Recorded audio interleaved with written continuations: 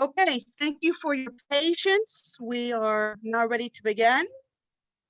Welcome everyone to our regular City Commission virtual meeting.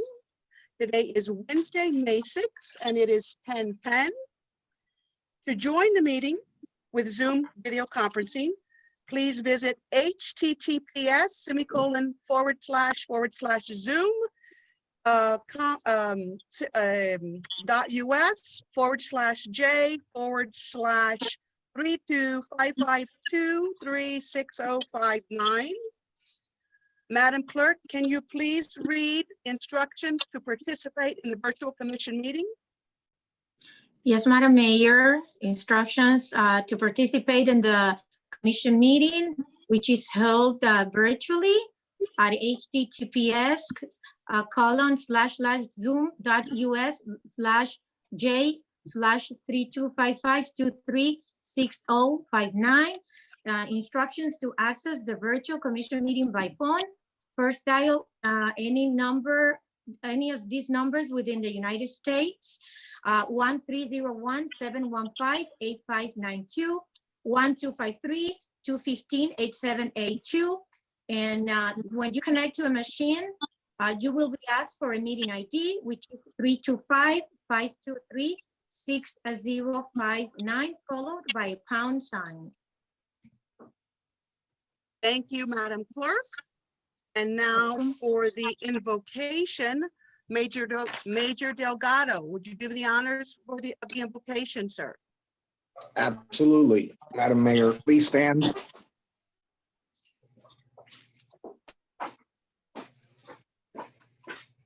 Heavenly Father, we ask that you continue to bless and protect us during this unprecedented and difficult time in our nation's history. We pray that you place your healing hands upon those infected by COVID-19 so that no other person has to lose their life. Lord, we also ask that you safeguard all first responders and medical personnel as they risk their own lives on a daily basis to protect ours. We ask all of this in your holy name. Amen. Amen. Thank you, Major. Now, if we will all please remain standing, the Pledge of Allegiance, please. I pledge allegiance to the flag of the United States of America and to the republic which stands under God, indivisible, with liberty and justice for all. Thank you, Madam Clerk. Roll call. Item 3, roll call. Mayor Rhonda Rodriguez. Present. Vice Mayor Eric Diaz-Padrón. Here. Commissioner Candida Blanca. Present. You're on mute, but I can hear you that you're present. Commissioner Juan Blanes. Here. And Commissioner Luciano Suarez is excused today, Madam Mayor. You have a quorum. Thank you, Madam Clerk.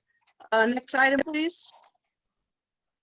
Item 4, presentation of minutes for approval for February 26, 2020 special commission meeting. I need a motion.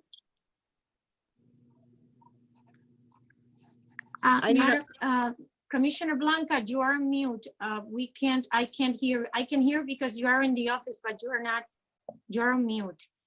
Do we hear a second? Okay. Second by Commissioner Diaz-Padrón. All in favor, say aye. Aye. Thank Next you. item. Next item for the presentation of minutes for approval for March 4th, 2020 regular commission meeting. I need a motion. Motion. Second. Motion by Commissioner Blanca, second. Yes, we have a second. I believe that was Commissioner Blanes.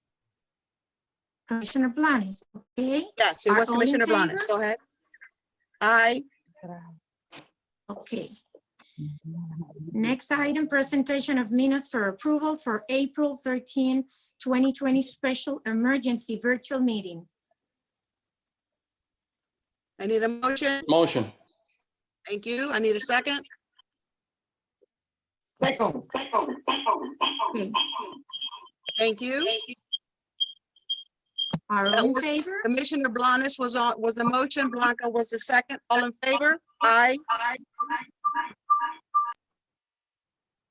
And What's with the President- echo? There's an echo. Yes, yes. I There believe is that an was, echo.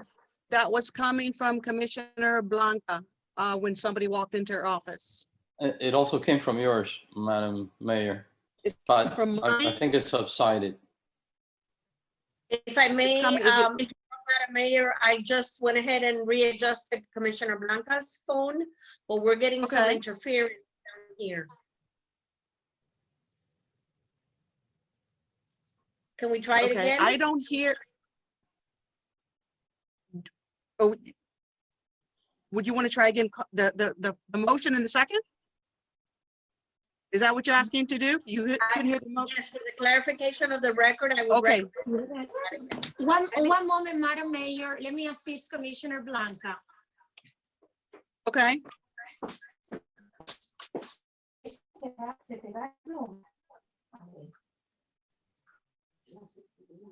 Mira.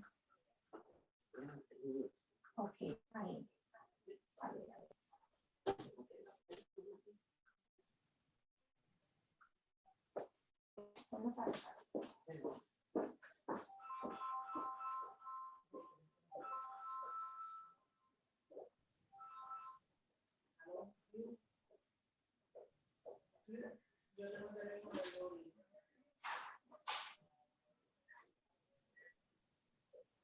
No, es que ella me llamó y ella salió aquí, porque no, está de corazón.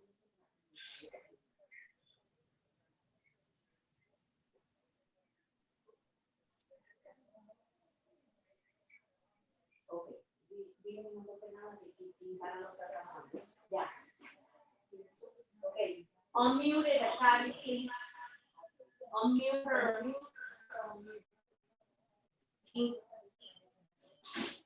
Right, Quintana's going to do her controlling of her phone through the main, upstairs through the main computer. Unmute her.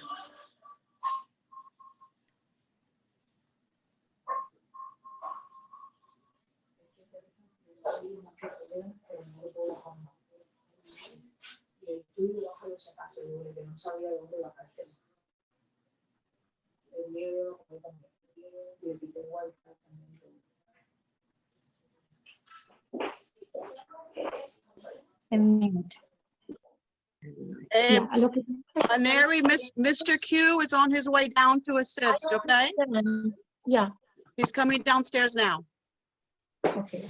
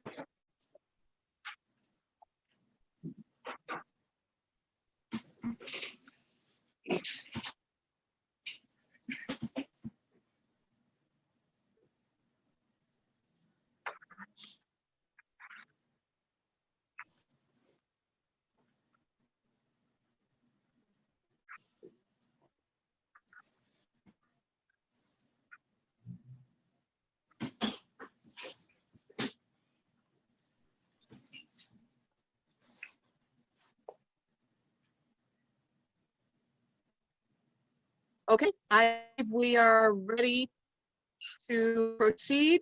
Madam Clerk, if you can, I still need a motion on the second, on the last presentation of minutes for approval for April 14. 14. Motion. Thank you. Thank you, Madam Clerk. All in favor? Aye. Aye. All Thank you. right. Madam Clerk, the next thing on the agenda is public comments. Have we received any emails or calls from anyone in the public who wish to join the meeting or comment during this portion of the meeting? No, none as of this time, Madam Mayor. Thank you. At any time, if you get an email or a call, please be sure that I am made aware of anyone from the public who wishes to speak. Okay, so we have Okay, Madam nothing, we Mayor. have no one for public comments at this time, correct? No. Next item, Madam Clerk? Item 6, report of the city manager. Thank you. Good morning, Mayor, Vice Mayor, members of the City Commission.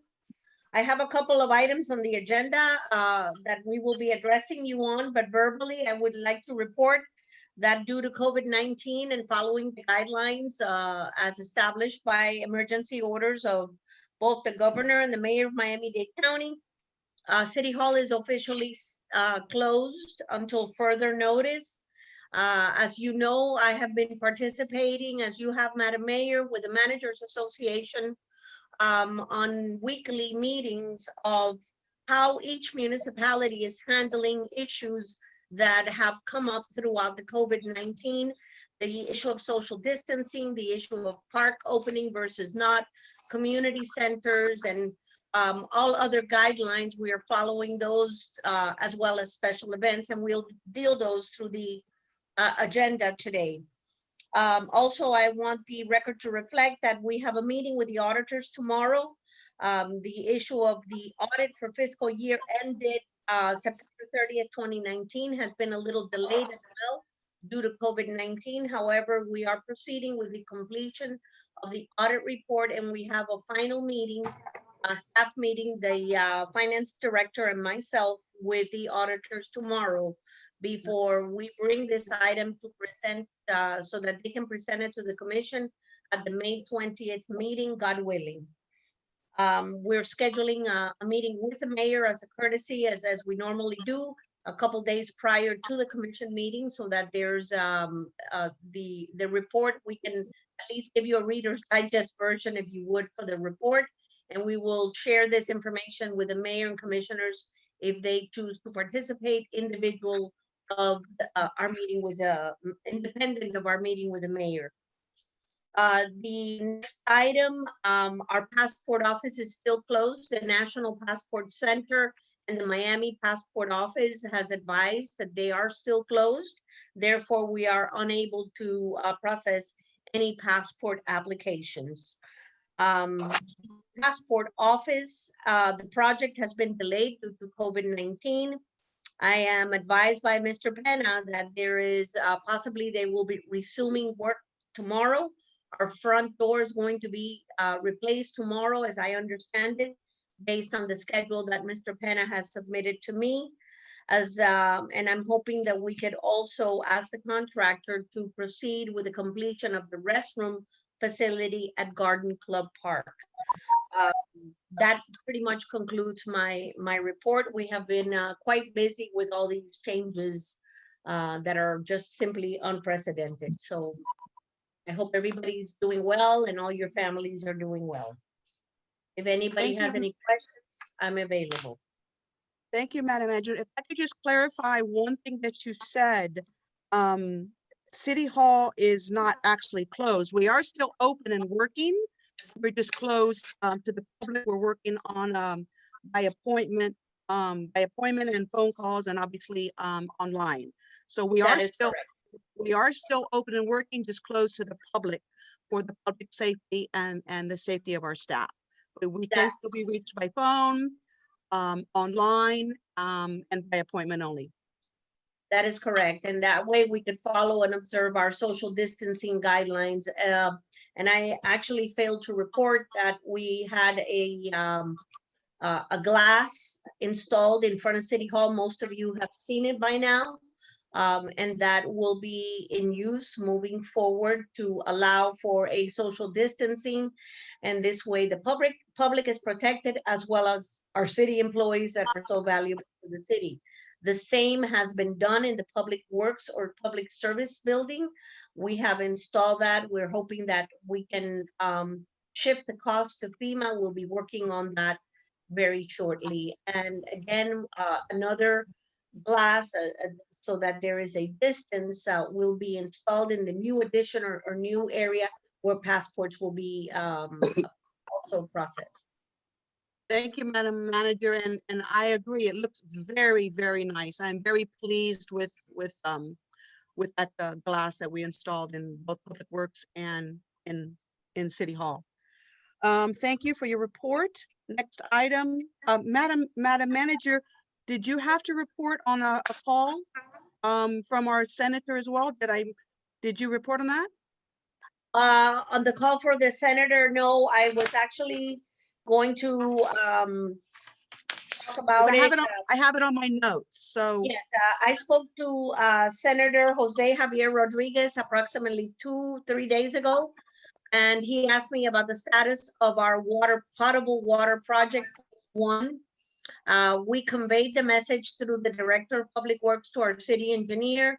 We advised him that obviously we were doing the finalization of the plans and the review process and completing the specifications and contract documents so we could go out to bid when we were all affected and pretty much our world changed after March 16th due to COVID.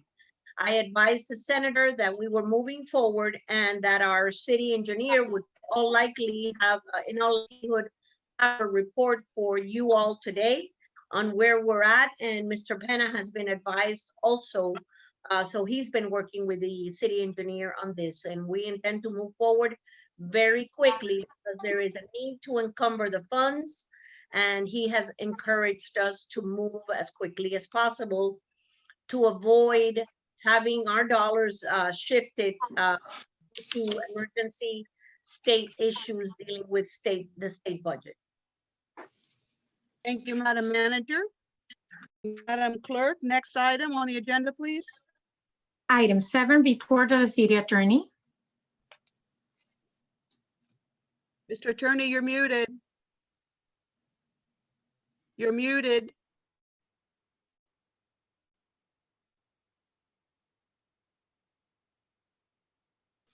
Good morning, Mr. Attorney. You're still muted. Unmute, Mr. Attorney, unmute. Scroll over the bottom of your screen. He's you- unmuted. You'll see the Can you unmute. hear me There now? you go. There you are. Yes, you are. Hello, welcome, sir. Welcome. Welcome, and welcome Senator Javier Fernandez, that former partner. And Thank you, sir. I was going to officially welcome him at his item, but yes, thank you for that official welcome to our House Representative Javier Fernandez. Welcome, sir. Mr. Senator, Thank you for Go ahead, sir. I'm limited by the executive session that we have been having on the certain case that Gilberto Uribe, appellant, and the city of West Miami, in a writ of certiorari that we were supposed to respond. As I have reported before, originally, Chief Judge Soto had extended the time in which to respond to June 29th. Then that was reduced to June 1st. Then we received an order by the sitting appellate judge that it had been further reduced. We have filed a order, a motion to clarify for clarification of the status. The order denying in part stated that we still need to respond. They gave us another additional 10 days from June the 6th. So now is the, I'm sorry, from March 6th, from May 6th. So we have until May 16th presently. That is my report. Thank you, sir. And I sent an email. I do want to speak to you about that this afternoon, please. So schedule some time for me on that. Right. Thank you. Okay, that's the report of the city attorney. Madam Clerk, next item. It's item 8, report of the city engineers. Morning, Madam Mayor, Commissioners. Good to see you all, even though in a little bit of a weird circumstance, but it's nice to see all your faces once again. Hopefully we'll be together soon again in the chambers. The only thing to report, as city manager mentioned, regarding the water main project, plans are complete, and so are the specs. So we're working with Juan to get the package ready for bid, hopefully next week, so we can move quickly and get this out. It's a good time to go to bid. We've bid a few other projects, and you know, folks are looking for work, so we're getting good bid prices on other jobs. So it's you know, it's a positive, at least in that sense, that we, you know, we'll get some good pricing on the project and be able to move forward quickly and build the most that we can build with the money we have. So it's, that's about it. The city manager mentioned the status of the passport office. We have folks monitoring that project. Hopefully that ramps back up and we can finish that out. It's almost complete. And that's about all we have going on right now. Any questions? Thank you, Mr. Alonso. Thank you. That's the report of the city engineer. Next item, Madam Clerk. Item 9, committee reports. Report of the mayor, status report on the Miami-Dade County League of Cities COVID-19 Mayor's Conference calls. Yes, thank you, Madam Clerk. And yes, I've been on as the manager and our park director, John Michael, have very regular calls. I've been on with the League of Cities twice a week. First, I'm on the board of directors call on Tuesdays, and then the mayor's call on Thursdays. And the most important thing that I took from yesterday's call, I found very interesting. Of all the COVID-19 tests performed in Miami-Dade County, the peak in early April, 50% of those tests were coming back positive. And as of yesterday, we were down to 31% testing positive. So that was a very good sign. There are no dates as far as when the next openings are going to happen. The mayor, the League of Cities is working very closely with Miami-Dade County Mayor Carlos Jimenez. The executive board is on Zoom calls with the county mayor very, very often, working very closely with them. And the last thing the mayor has done is he is in the process of forming a committee to discuss phase 2. And in phase 2 will be summer camps, restaurants, and non-essential businesses. So he's in the process of forming the committee to begin the discussions on that. And I was one of the ones that asked, because we're, you know, it's time to start talking about summer camps. So we kind of needed some direction on that. So there's no date as to when this committee will meet, and hence no date, no decision on if or when there will be summer camps. And in talking to the city manager, that's pretty much the same thing she's getting from her manager's calls as well. So we're kind of in a wait and see pattern right now on that. Let me check my notes and see if there's anything else. Yeah, a very important point that was made when Miami-Dade County, when the mayor makes his decisions and it comes from the county, they're relying completely on the medical experts. They're the ones that are certifying when it's going to be safe to open things. So the county mayor is relying on medical decisions as to what the next step would be. Let's see what else. I think everything else was last week, and everything's changed from last week to now. So that's pretty much it on the reports. Like I said, I'm on twice a week, and I will keep everyone informed of things that I learn. Madam Manager, did you want to put in anything that you've heard on your calls with the managers? Yes, Madam Mayor, just to elaborate or expand on what was reported, and we're pretty much hearing the same thing at a manager's level.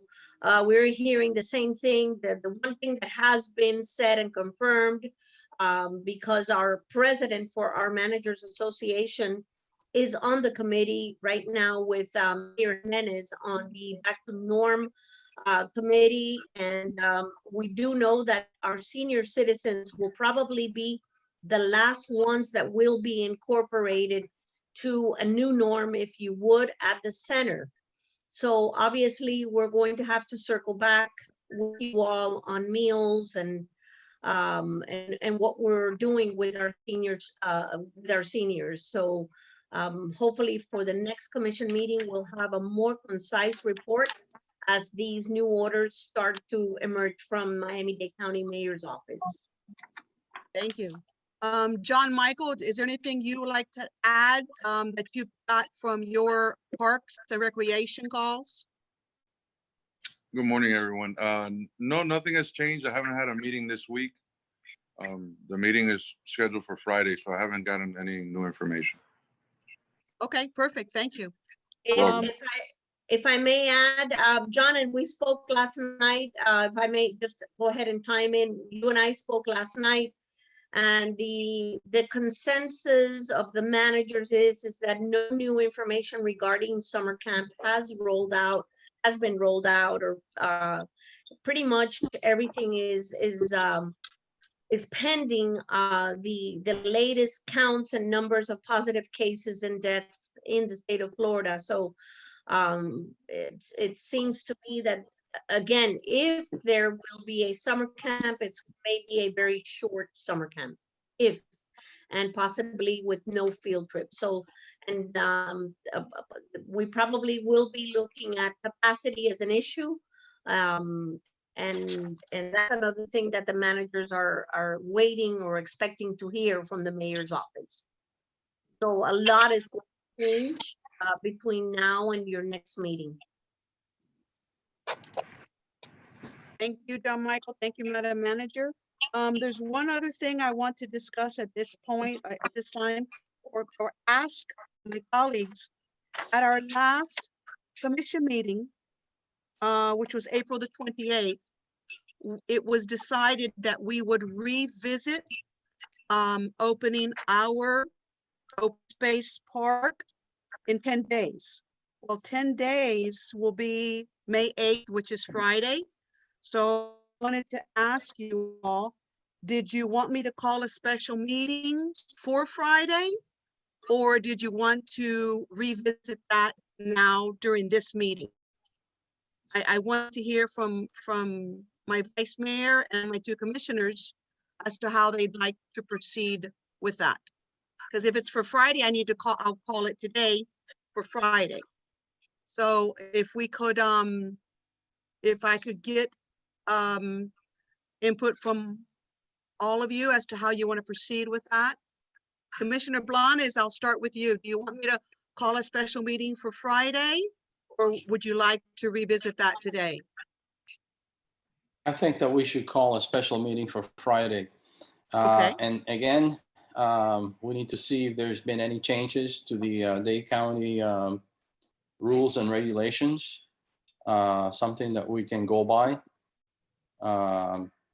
If not, then I don't know, we might just be spinning our wheels. Okay. Um, But I think we should defer this to a special meeting. For Friday, which will be the Yeah. which will be day 10. Okay, Yeah. thank you. Commissioner Blanca, do you want me to call a special meeting for Friday, or do you want to discuss that today? It's up to you. It's up to Okay. you. All right. Vice Mayor Diaz-Padrón, what is I your agree with opinion, Com- sir? I agree with Commissioner Blanes. Let's just call a special meeting. We can look at all the facts. I know there's been different reports coming out of different cities. Miami Beach has put out some detailed stuff, and other cities haven't had any problems. So we can look at everything and on one meeting instead of talking about it here with limited. Okay. Madam Clerk, Madam Manager, I'm going to call a special meeting for Friday. That will be May the 8th. And that special meeting will be to revisit and discuss the possible opening of our open space parks. And At what time? Let's call that for 10 a.m.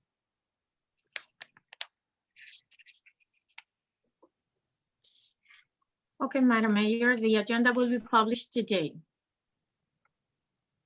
Duly noted, Mayor. Thank you. Okay, next item, Madam Clerk. Yes, item 10, unfinished business, none today. Item 11, under new business agenda items, item 11A, presentation by Representative Javier Fernandez in reference to session issues and the state's response to COVID-19. Representative, good morning again officially. Thank you for joining us. It's always a pleasure to have you, even if it's virtually, it's always a pleasure. And before your report, I wish to publicly thank you. I know you have proffered a donation to the city to assist with our the senior meal delivery. So I want to thank you for that. You reached out to us and made that offer, and of course we graciously accepted. So if you'd like to also talk about that in your report, that would be great, sir. Great, Madam Mayor, thank you for. But before you start, Representative, I'm sorry, I see a lot of mics open that I would like to hear the representative, so, you know, we can all mute the mics. I believe we are all muted. If I can see here, I believe everybody is. City Attorney needs to mute his mic. Commissioner Blanca needs to mute her mic. I think we should have a little school on that. That way everybody's on the same page. Commissioner Blanca needs to mute hers. Mr. Quintana is taking care of that from behind the scenes. Okay, go ahead, Representative. Thank you. Thank you, and I'll just start by saying it's tough to mute Commissioner Blanca, so. Good morning, everyone. Good to see you under the circumstances, all your smiling faces. I always enjoy being with my friends at the city. Let me start by thanking all of you for your leadership. You guys are really dealing with us on the front lines. I have the luxury of sitting back and just kind of responding to your needs and complaints. Thank you to your city manager, who's always really accessible, and you know, a friend in helping to find how we can help our shared constituents. Particularly want to thank you for what you're doing already on serving our most vulnerable, which is the elderly. You guys jumped in action and made sure there was not any interruptions of what's a very essential service, so thank you for doing that. By way of a quick update, and I'll be very brief, what's happening in terms of the impact of this virus on our economy is no secret. First reports out of the state is that for the month of March alone, that half a month where basically things begin to shut down, the state lost $750 million in sales tax receipts. By way of context, we do about just over $2 billion, probably $2.5 billion a month on average, and that's 75 to 80% of our general fund revenue. So the impact of this, given that Florida is a very visitor-dependent economy, is going to be substantial and probably long-lasting. Some economists are predicting that we won't see a kind of a return to pre-COVID economic levels until the third quarter of 2021 for Florida. So we'll probably be the first into this recession in terms of the state, given our very heavy dependence on the service sector, and among the last out in terms of a recovery.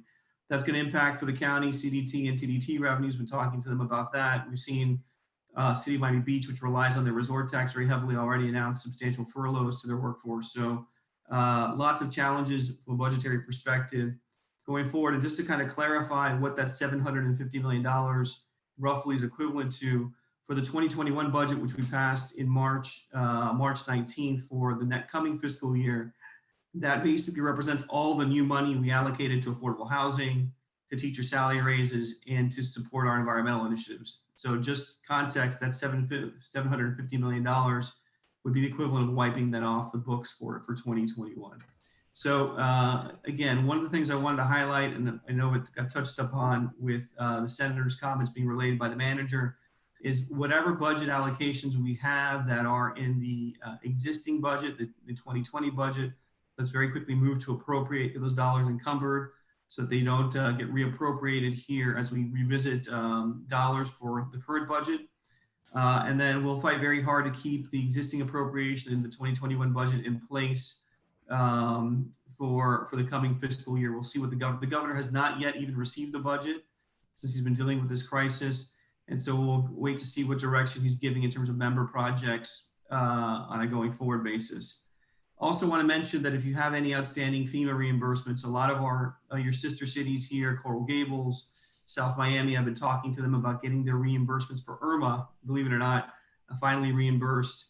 Some of them had substantial dollars outstanding. If there are any dollars that have not been reimbursed the city for FEMA reimbursements or other reimbursements, please let me know so I can work with the CFO's office, the emergency manager's office to get you those dollars to help shore up your general fund. I'm sure you're going to need to have that money in hand here for the coming fiscal year. Lastly, wanted to mention we're working really hard to try to address what's been the mess in terms of our unemployment insurance system. If you're getting any constituent calls or complaints, please feel free to direct them to my office at 305-442-6825. We'll do our best to get those calls prioritized. We do have a member tickler system.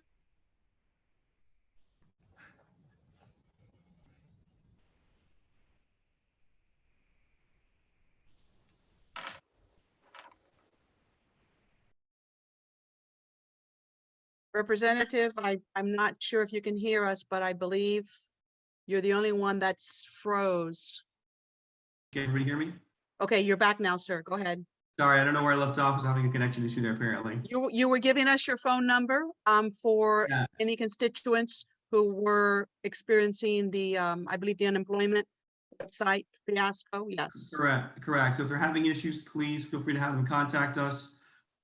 We do have a member tickler system. We can help kind of get those calls elevated if they're having persistent issues. And then that'll be a challenge on a going forward basis. We do expect substantial employment, particularly in the tourist sector.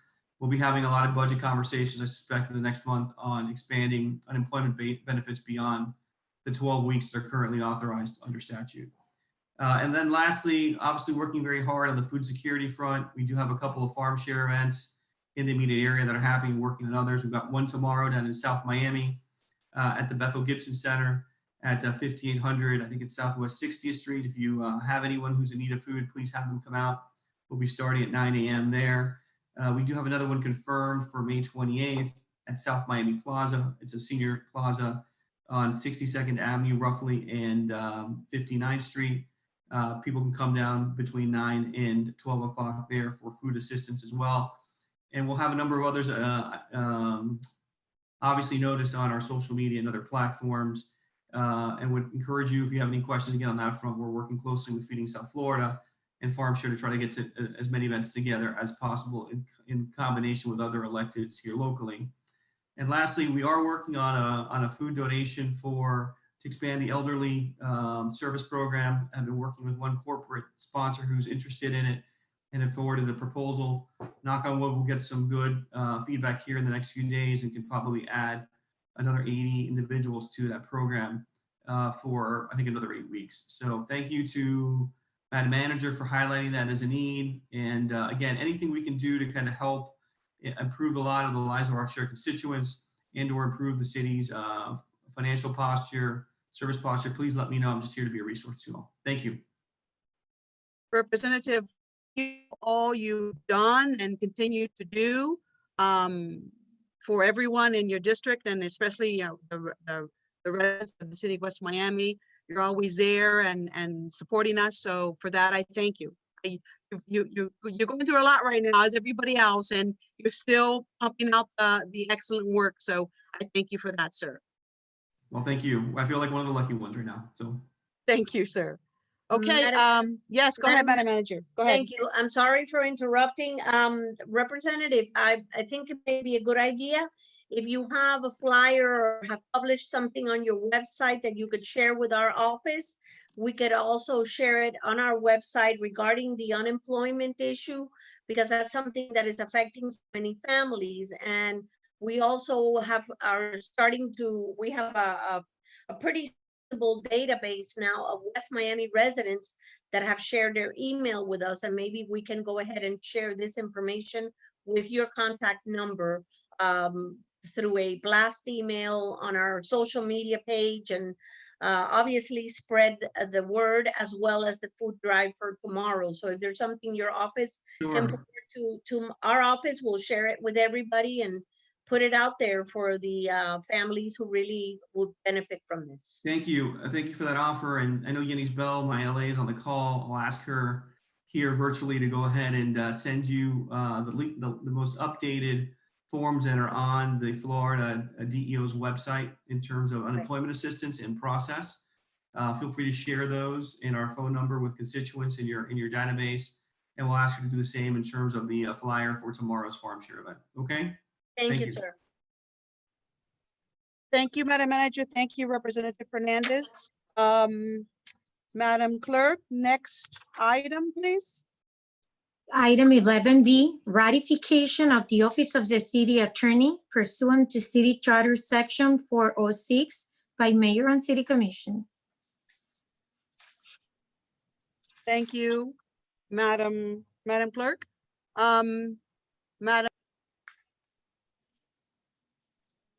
Sorry, thank you, Madam Clerk. Madam Manager, Mr. Attorney, I will yield to any input from either of you on this. Thank you, Madam Mayor. I'll be happy to take the lead. As you know, we have been working with Mr. Villalobos as our city attorney since August of 1994. It's been a long time. We've had a lot of productive meetings, sessions, legal advice. I can tell you one thing about Mr. Villalobos. Mr. Villalobos is accessible to us 24/7. He works very hard on all the matters that are referred to his office. I'm in conversation with him over the weekends, as you well know. I cannot tell you enough about Mr. Villalobos, his dedication and his professionalism. And so this office would recommend that you consider the ratification of our city attorney as required by section 4.06 of the city's charter. Thank you, Madam Manager. Mr. City Attorney, would you like to continue being our city attorney, sir? Of course. I just wanted to say that Francis, during the last 22 years, has been very productive and is very nice to be able to talk to you. I try to call every single one of you in a very regular basis. And I certainly would appreciate for you to ratify my existing contract. And that would be up to the majority of the panel. Thank you, Mr. Attorney. And I can attest to that the city attorney does reach out to me very often. And he is always accessible when I call him. So that much I can say. He is there every single time and he tries his hardest to keep me informed on everything that I need to know. So I greatly appreciate that. Madam Clerk, at this time, are we going to handle this by a vote? An individual vote? Madam or- Mayor, Commissioner Blanca would like to speak. Commissioner Oh, Blanca, yes, you're I'm on sorry. mute. I'll unmute her. Hold on. I will unmute her now.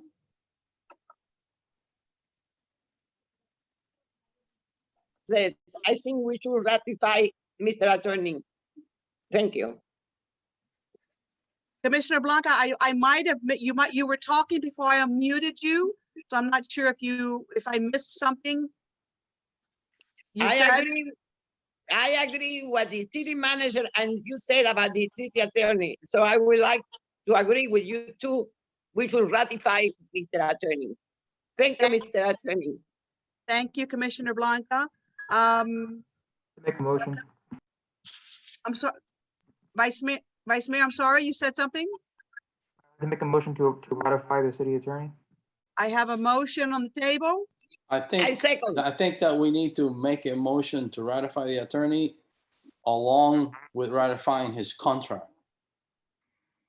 Commissioner Blanc, When we ratified him, we also ratified the contract, or we no, just ratify him? I believe correct me if I'm wrong, Madam Manager, this is just the ratification of the attorney. This is not his contract. Am I correct? That is correct. However, I heard from the city attorney that he would appreciate a ratification, not only of his office, but his contract. Well, I'm not prepared for that today because that's not on the agenda, so I would need a little bit more information. As in when do we usually renew the contract? I mean, it's till when is this contract? The contract, if I may be heard, the contract was renewed 2 years ago. And pursuant to the charter, is renewed every 2 years. 2 years ago, we had the contract presented to you, and today is a ratification. And the agenda is a ratification of the existing of the Office of City Attorney pursuant to the city charter and pursuant to section 4.06 of the charter. That 2-year contract, until when is it? I'm The sorry? when does your contract expire? You said it was for 2 years. Today, Your contract expires today? It yes, already expired on April 18th, if I'm not mistaken, of 2018. Then why isn't that on the agenda? Why isn't it the fact that we were going to ratify and renew his contract on the agenda? because the charters specifically state that the ratification of the city attorney and the city engineer shall be 1 week after the next meeting after the election. So that's why it's in the agenda today. No, I understand, but I didn't realize we were also going to renew or ratify your contract. All right, well, there's a motion on the table, so Well, let's be clear. The contract has not changed. Mr. Attorney, Madam Manager, No, sir. Yeah. nothing's changed. So 2 Has years not changed at ago, all. 2 years ago, we reviewed the contract and we voted for it. So I don't see what would be any difference doing it now, as long as there's no conflict and issue with it not being like the mayor says, explicitly written on the agenda. Other than that, I think it should be ratified, the attorney along with the contract. So thank you, Commissioner. And I still have a motion on the table by Commissioner Blanes, so do I hear a second? Second, Thank you. second. Thank you, Commissioner. And Madam Clerk, can you call the vote? I'm sorry. Madam I'm sorry. Mayor. I'm sorry. Wait. I didn't make a motion. I will make the motion. Oh, I'm sorry.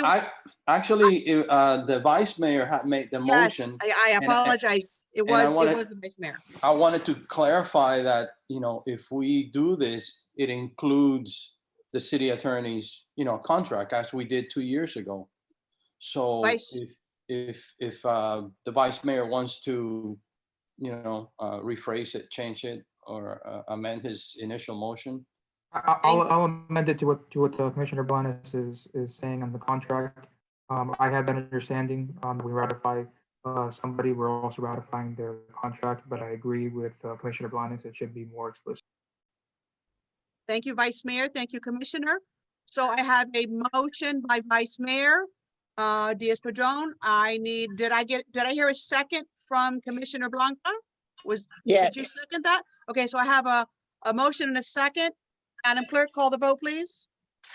Yes, Commissioner Blanes, how do you vote? Yes. Commissioner Blanca, yes, Vice Mayor Diaz-Padrón, Yes, Mayor Rodriguez, Yes. 4-0, item passes. Well, thank you very much again. Thank you, sir. Madam Clerk, next item. Yes, item 11C, this is the ratification of the Office of the City Engineer pursuant to City Charter, Section 406 by Mayor and City Commission.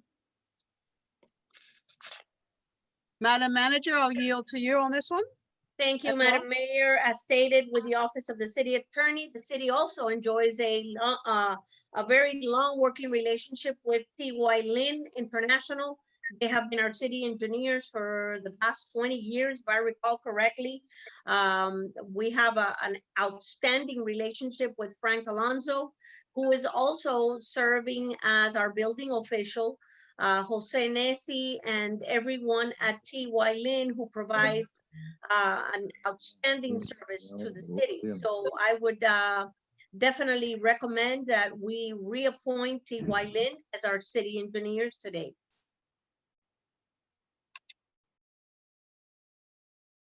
I would like to express my gratitude to them. I think as Commissioner Suarez, who's not here today, but as many times as he said that we're lucky to have them, I happen to feel the same way.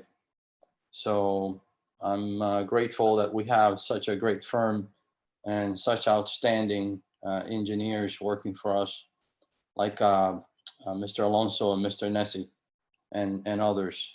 So I make a motion to ratify their Before your motion, Commissioner, which I will gladly second, can I just ask a few questions to the city manager, just to my own understanding? Yes, go ahead, Because Vice yes, Mayor. okay. Madam Manager, so I understand, because I'm not as familiar with the city engineer's contract as I am with the city attorneys. When we're ratifying the city engineers, that's ratifying their retainer for their consultations, or is that ratifying for every project? What's the difference? Okay, their contract basically, this would be their retainer, the right to have consultations with TY Lin, with Frank, with Jose Nesi, with whoever they appoint to service our account. These are daily phone calls, meeting attendance. It's simply the retainer. However, they as well have an executed contract with the city of West Miami that where we assign projects to them without the need of having to go out to bid. So in most cases, and generally, we do assign projects to them because of the institutional knowledge that they have. But that's separate and apart, and billable separate and apart, just like we have the fee structure for the building department. That is separate and apart from the retainer amount that we have in the budget. All right, thank you. I'd like to second Commissioner Blanes' motion. Mayor, did Thank you you, hear that? Vice Mayor. Yes, thank you, Vice Mayor. So I have a first, I have a motion by Commissioner Blanes. I have a second by Vice Mayor Eric Diaz-Padrón. Madam Clerk, can you call the vote, please? Yes, Commissioner Blanca, how do you vote? Let me unmute her, one moment, sorry, give me 1 second. Commissioner Blanca is unmuted. Commissioner Blanca, how do you vote? Yes. Thank you. Yes, Uh-oh, hold on.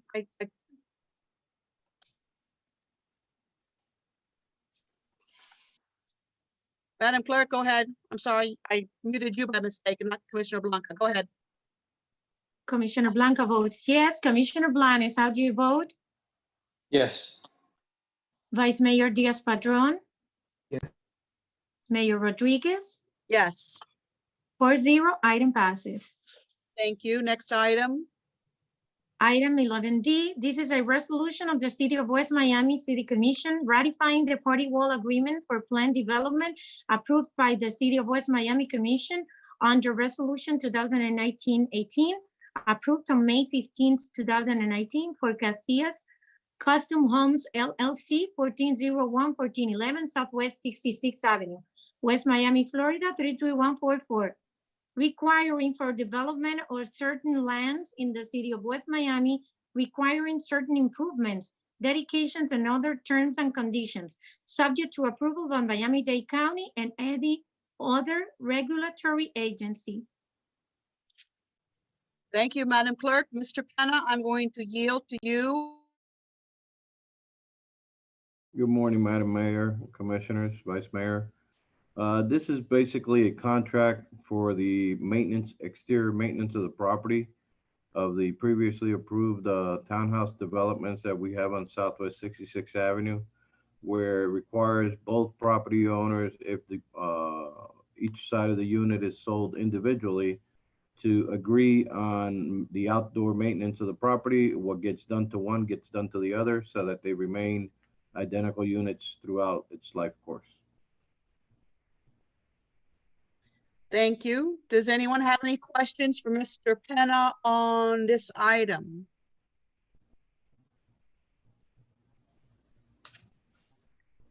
I don't see any questions. Okay, Madam Clerk, you've read, We need a motion. I need a motion on item D. Motion. Thank you, Commissioner Blanes. I need a second. I hear Commissioner Blanca seconding it. I'm here. Okay, I have a second by Commissioner Blanco. Please call the vote.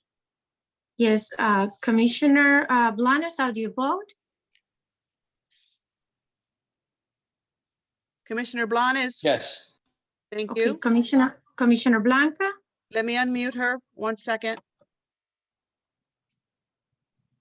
Okay, Commissioner Blanca, how do you vote? Yes. Thank you. duly noted. Vice Mayor Diaz-Padrón, how do you vote? Yes. Mayor Rodriguez, Yes. 4-0, item passes. Thank you. Thank you, Madam Clerk. Let's move on to the next item. Yes, Please. item 11E, this is a resolution of the City of West Miami, Florida, approving non-proton that certain agreement executed on April 6, 2020 by the City of West Miami Manager Yolanda Aguilar and the City of West Miami Community Center and Renaissance Ballrooms. A copy attached as Exhibit A in order to provide emergency senior citizen sustenance meals, accepting donation from District 6 Commissioner, Vice Chair Rebecca Sosa, in the amount of $40,450 for the purpose of providing meals for the elderly. Madam, Yeah, I am going to yield to you, Madam Manager, but I first want to again publicly thank Vice Chair District 6 Commissioner Rebecca Sosa for her gracious huge donation to our senior citizen population. As always, she is always there for us. So thank you, Vice Chairwoman Sosa. Go ahead, Madam Manager. Thank you, Madam Mayor. As you know, I have a threshold that I am allowed to spend. And even if we have this gracious donation, as you just mentioned, from our District 6 Vice Chair's budget, we do need a resolution authorizing the city manager to expend the money.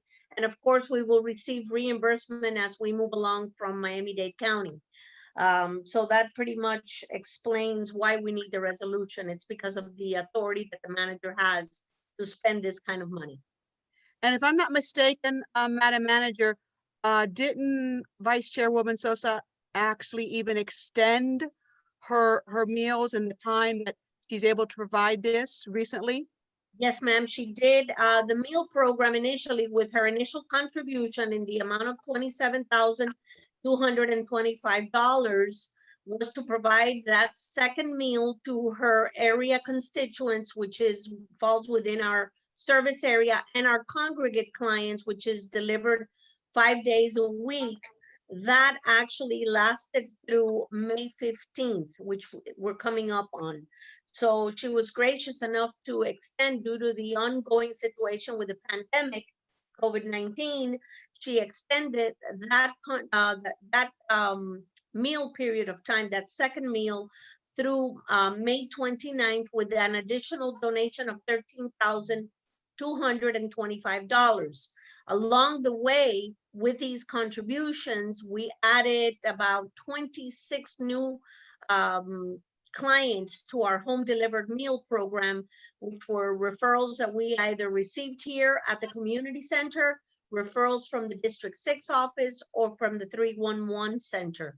So we have expanded our program to those that have been in contact with the city. So the new expiration date for these dollars will be all spent and encumbered by May 29th. She did advise that further in the coming weeks or in the coming days, she would advise if they're going to extend the allocation for the city and for the area residents, depending again on all the advisories of returning to our new norm and when that will happen. And this is consistent with the fact that the community centers are probably going to be the last to come back online. Correct, right. Thank you, Madam Manager. And I also want to publicly thank Vice Mayor Eric Diaz-Padrón, sir, because you were the one that reached out to our Vice Chairwoman to request or to ask for those monies. So thank you for that initiative. I thank you, our seniors thank you for being very proactive on that. I got a smile. Okay, good. Okay, so Madam Clerk, with that said, I need a motion on this reso. Yes, Madam Manager. I'm sorry, I don't want to miss this opportunity to have you all, and I know you know this is going on, but I want to thank our recreation center staff. Oh, led by yes, John Michael, yes. because we as well are putting a lot of effort into this donation by the District 6 Vice Chairwoman. We are using staff at the recreation center as noted by my report, which you will receive as an agenda item. But these youngsters are making an incredible effort to make sure that the meals are delivered on a timely basis. They have been assigned to Evelyn Paz, and it is an in-kind contribution, nonetheless, a very valuable one. And for that, I thank you, John. Yes, thank you, John. Your staff has gone over and above to assist the community center. And I have heard from several how happy these seniors are to see your staff smiling faces, obviously from a social distance when they deliver the food. So I thank you for all those smiles that they deliver along with the food. It goes a long way. And also, Madam Manager, the community center staff, as all Evelyn and her team have also gone over and above in adapting to this extended or bigger meal delivery program than we usually have. So I do want to mention that as well, that again, I'm just so proud of the City of West Miami staff that always steps up and does the best and more. So thank you to all of you. I echo Okay, those sentiments as well. Thank you, Madam Manager. Okay, I believe I need a motion, or have I got one already on this item? Motion. Motion, oh, second. Thank you. I got a motion and a second. Madam Clerk, call the vote, please. So motion by Commissioner Blanes and second by Vice Mayor Diaz-Padrón. Yes. Yes. Okay. On the motion, Commissioner Blanca, how did you vote? Let me unmute her 1 second. Madam Commissioner Blanca, 1 moment, and I can unmute you. Commissioner Blanca, you're unmuted. Go ahead. How do you vote? Yes. Thank you. Yes. Yes, okay. Commissioner Blanes, how do you vote? Yes. Vice Mayor Diaz-Padrón, Yes. Mayor Rodriguez, Yes. 4-0, item passes. Next item, please. Item 11F, this is a request by the Office of the City Manager for an allocation in the amount of $40,000 for participation in the 2020 Need Streets Grant Program. I'm sorry, the attorney seems to be very urgently waving his hand. Okay. Let me unmute Yes, him. Mr. Attorney, you're on mute. Let me unmute him. Hold on. Let me assist here. 1 I second. thought he hit his finger with something. Oh, okay, and it was Mr. Attorney, hurting. you're unmuted. Go ahead, sir. Can you hear me now? Yes, we can. Yes. Madam Mayor, it's a point of order. I mean, there's a lady by the name of Janice Valorio that have been frozen there. I don't know whether she wants to speak or something, but Sir, I believe that's just a picture of her. That's not a live view. And if I'm not Okay. mistaken, I believe she was with with Representative Fernandez's office or, Yes. Yes. right. She was with Yes. Representative Fernandez, and that's just a picture of her. So might still be on the line, or participating, but she was with Representative Fernandez. Well, thank you. I was just concerned that she would be a citizen and that she would be deprived, but I'm very happy that was not. Well, thank you, sir, for asking. Thank you for looking after us. Thank you so much. And And I love the statue. Madam Clerk, let me ask you at this time, I'm going to take since the attorney brought up, has anyone tried, is anyone waiting to come in, or has asked or sent an email? Okay, no, then go ahead, proceed, Madam Clerk. Okay, so it was item 11F, a request by the Office of the City Manager for an allocation in the amount of $40,000 for participation in the 2020 Need Streets Grant Program, 50% to be reimbursed by the Need Streets Miami Grant Program pursuant to the award letter dated January 17, 2020 for the city's Phase 2 of the Shaded Walk to School Tree Matching Grant Program. Okay, I am going to yield to the manager and Mr. Penna for any other details or any other information you can provide on this, please. Thank you, Madam Mayor, members of the City Commission. We are have been designated by the Tree City USA program as being a compliant city known for its environment, protecting the welfare of our environment. As such, we have been granted numerous grants for, I think it would be, and Mr. Penna, correct me if I'm wrong, the third consecutive year for under the Neat Streets program to participate in what they have labeled a shaded walk to school tree matching grant.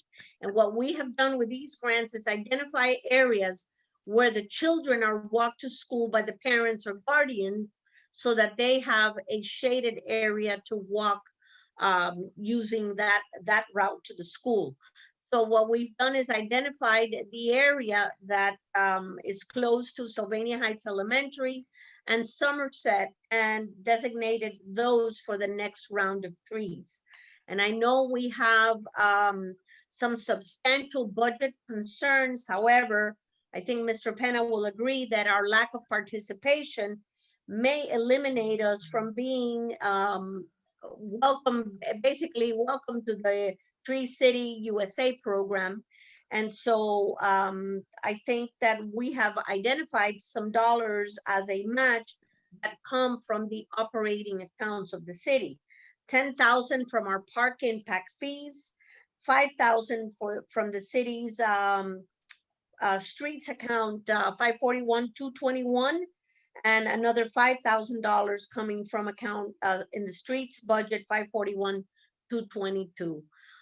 So Mr. Penna, I know that you're likely going to recommend this, and we have identified the dollars, and I understand that times are tough. However, the funding cycle on these is not consistent with the budget preparation. However, I would hate to leave $20,000 on the table and fall out of grace basically with the Tree City USA program. Mr. Penna? In agreement. There's nothing else you'd like to add, sir? Well, this is a process for us to replace all the trees that we lose throughout the years to hurricanes, lightning strikes, and just trees that are out there in bad health. So I would be remiss if I didn't say this. I'm a little concerned because we're about to discuss our expected revenue shortfalls. However, by what you just said, Madam Manager, if we don't participate, I understand, we'll be leaving that grant money on the table, but along the same lines, we're still having to put in our portion. So if we did not do this now, we would no longer be in this program. Is that what I understood you saying? and I haven't been guaranteed that that's the position that Tree City USA program will take. I'm sure that there will be some consideration for the difficult financial times. But I think that if we're going to participate in this program, which this would be our third year participation, as I mentioned, we may lose the standing that we have with the program. Now, I know that this program also serves the education committee, and it creates opportunities for the children, and along with your committee and what the city has established as a protocol of our working agreement with the schools, whereby these types of tree planting events also qualify for an educational session for the children. So in the absence of this, we wouldn't have any opportunities other than maybe some ground cover to talk to the children about. And obviously, this allows the city to plant native trees as approved by Miami-Dade County and the state of Florida, and it helps us with our environmental issues as well. So I have to tell you that at least for this cycle, I would like for you to consider approval on it, and we'll see what happens for next year. Perhaps next year it'll be the moment in time where we have to step back and maybe confer with the Tree City USA program to see if they would hold us over until things start to look a little bit better. So basically, the pros here, if I'm hearing correctly, outweigh the cons, which would be my concern with our expected revenue shortfalls. Exactly. Sounds like the pros outweigh the cons. Okay, Right. thank you for that. And to add to that, this would be charged to dollars that we have in our operating budget for fiscal year ending September 30th, 2020. So this acceptance of the grant will not hinder next year's budget because we're not there yet. Okay, thank you. Are there any questions on this item for the manager, for Mr. Penna? Any questions? I don't see anyone shaking their head as in yes. Okay. And Madam Clerk, next item is the resolution. If you could read that, please. Yes, item 11G, resolution of the mayor and city commission of the city of West Miami authorizing the city manager to spend an amount of $40,000 from park impact fees for phase 2 of the shaded walk to school tree matching grant program for the Neat Streets Miami project, providing for 50% reimbursement from the grant for an amount of $20,000, authorizing the city manager to execute grant agreement and implementation of the project, providing for effective date. Let me unmute. I believe Commissioner Blanca made a motion. I know, I'm trying to unmute her. Commissioner Blanca, hold one moment. You are unmuted, ma'am. Go ahead, Commissioner Blanca. I make a motion. Thank you. Do I have a second? Second. Thank you, Commissioner. Call the vote. Yes, Commissioner Blanes, how do you vote? Yes. Commissioner Blanca? Commissioner Yes. Blanca, how do you vote? Yes. Thank you. Vice Mayor Diaz-Padrón? Yes. Mayor Rodriguez? Yes. 4-0, item passes. Thank you, Madam Clerk. And we are on to item H, please. Yes, item H, discussion in reference to 4th of July 2020 by Mayor and City Manager.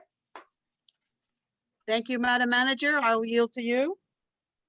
Thank you, Madam Mayor. As discussed yesterday afternoon after the briefing with the Managers Association, and based on what I have heard, it looks like most cities, unless accepting or with the exception of those coastal communities that have a way to shoot fireworks from a barge where all the residents can view the fireworks display, it appears that some cities may hold off this year on celebrating the 4th of July and not having fireworks or a picnic because we are so uncertain right now of the situation and when we can go back and resume the norm here, our lives, how we knew it before the COVID-19. That what I'm hearing, particularly from the smaller cities, is that there probably will not be a 4th of July celebration.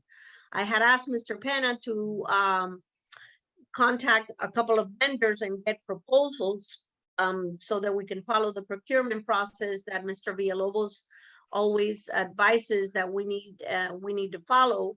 And so in doing so, I don't know if Mr. Penna has received any proposals for fireworks displays, if these vendors are even open, but I am inclined to recommend to you right now, based on what I have heard, and I think Madam Mayor, you have heard the same with your mayor's meeting, is that this year, because of the economic situation and the pandemic, it is very difficult to obtain sponsors and to put together a celebration that goes against what is going on globally right now. So that would be my recommendation, that we go ahead and cancel the event.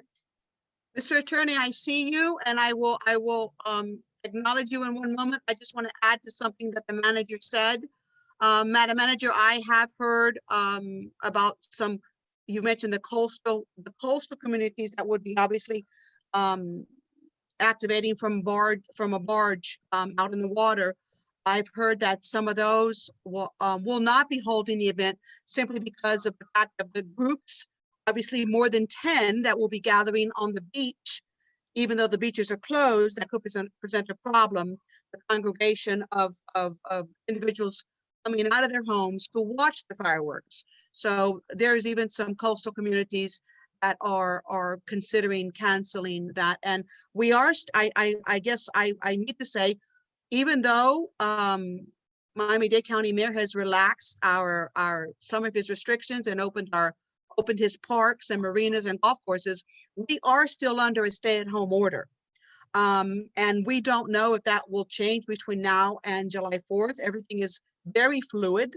We don't know what dates will come for what openings. And the fact that we would need to start planning for this now, I actually agree with you in that I know that a lot of municipalities are planning to not have a 4th of July celebration. Mr. Attorney, I believe you had something you wanted to say, sir. Go ahead. Yes, I just wanted to mention that just in case that you have the July 4th celebration, that in the particular circumstances, you should waive competitive bidding and allow Mr. Pena to obtain the best price without going to add and so on and so forth that would add to our costs. So if you do have it, I think that you should waive the competitive bidding. Thank you, Mr. Attorney. Okay, so I am going to open up the table for discussion on 4th of July. You heard my comments. Now I'd very much like to hear from Commissioner Blanes, Commissioner Blanca, and from my Vice Mayor. Go ahead, Commissioner Blanes. Thank you. You know, there's something else that we could possibly consider. I saw a video on social media the other day, an event done here somewhere where they had hundreds of oh God, I got a brain lock all of a sudden. What do you call those things that fly above and take pictures and stuff? Drones, thank you. Drones. Anyways, I'm not sure who the outfit that does this is, but it was spectacular. They had hundreds of drones, and they you know, they were gathered in an area of the sky, and I don't know how high they were, but I know there were hundreds, and they were all synchronized, and they were all lit up, and they were actually able to form many different shapes and different memes and all kinds of things. And it was spectacular. And I don't think that would be too expensive. I don't know who does it. But I don't know, that might be something that we could look into, at small scale, maybe just for the kids. That way we don't have that large of a gathering, and at least we do something, so.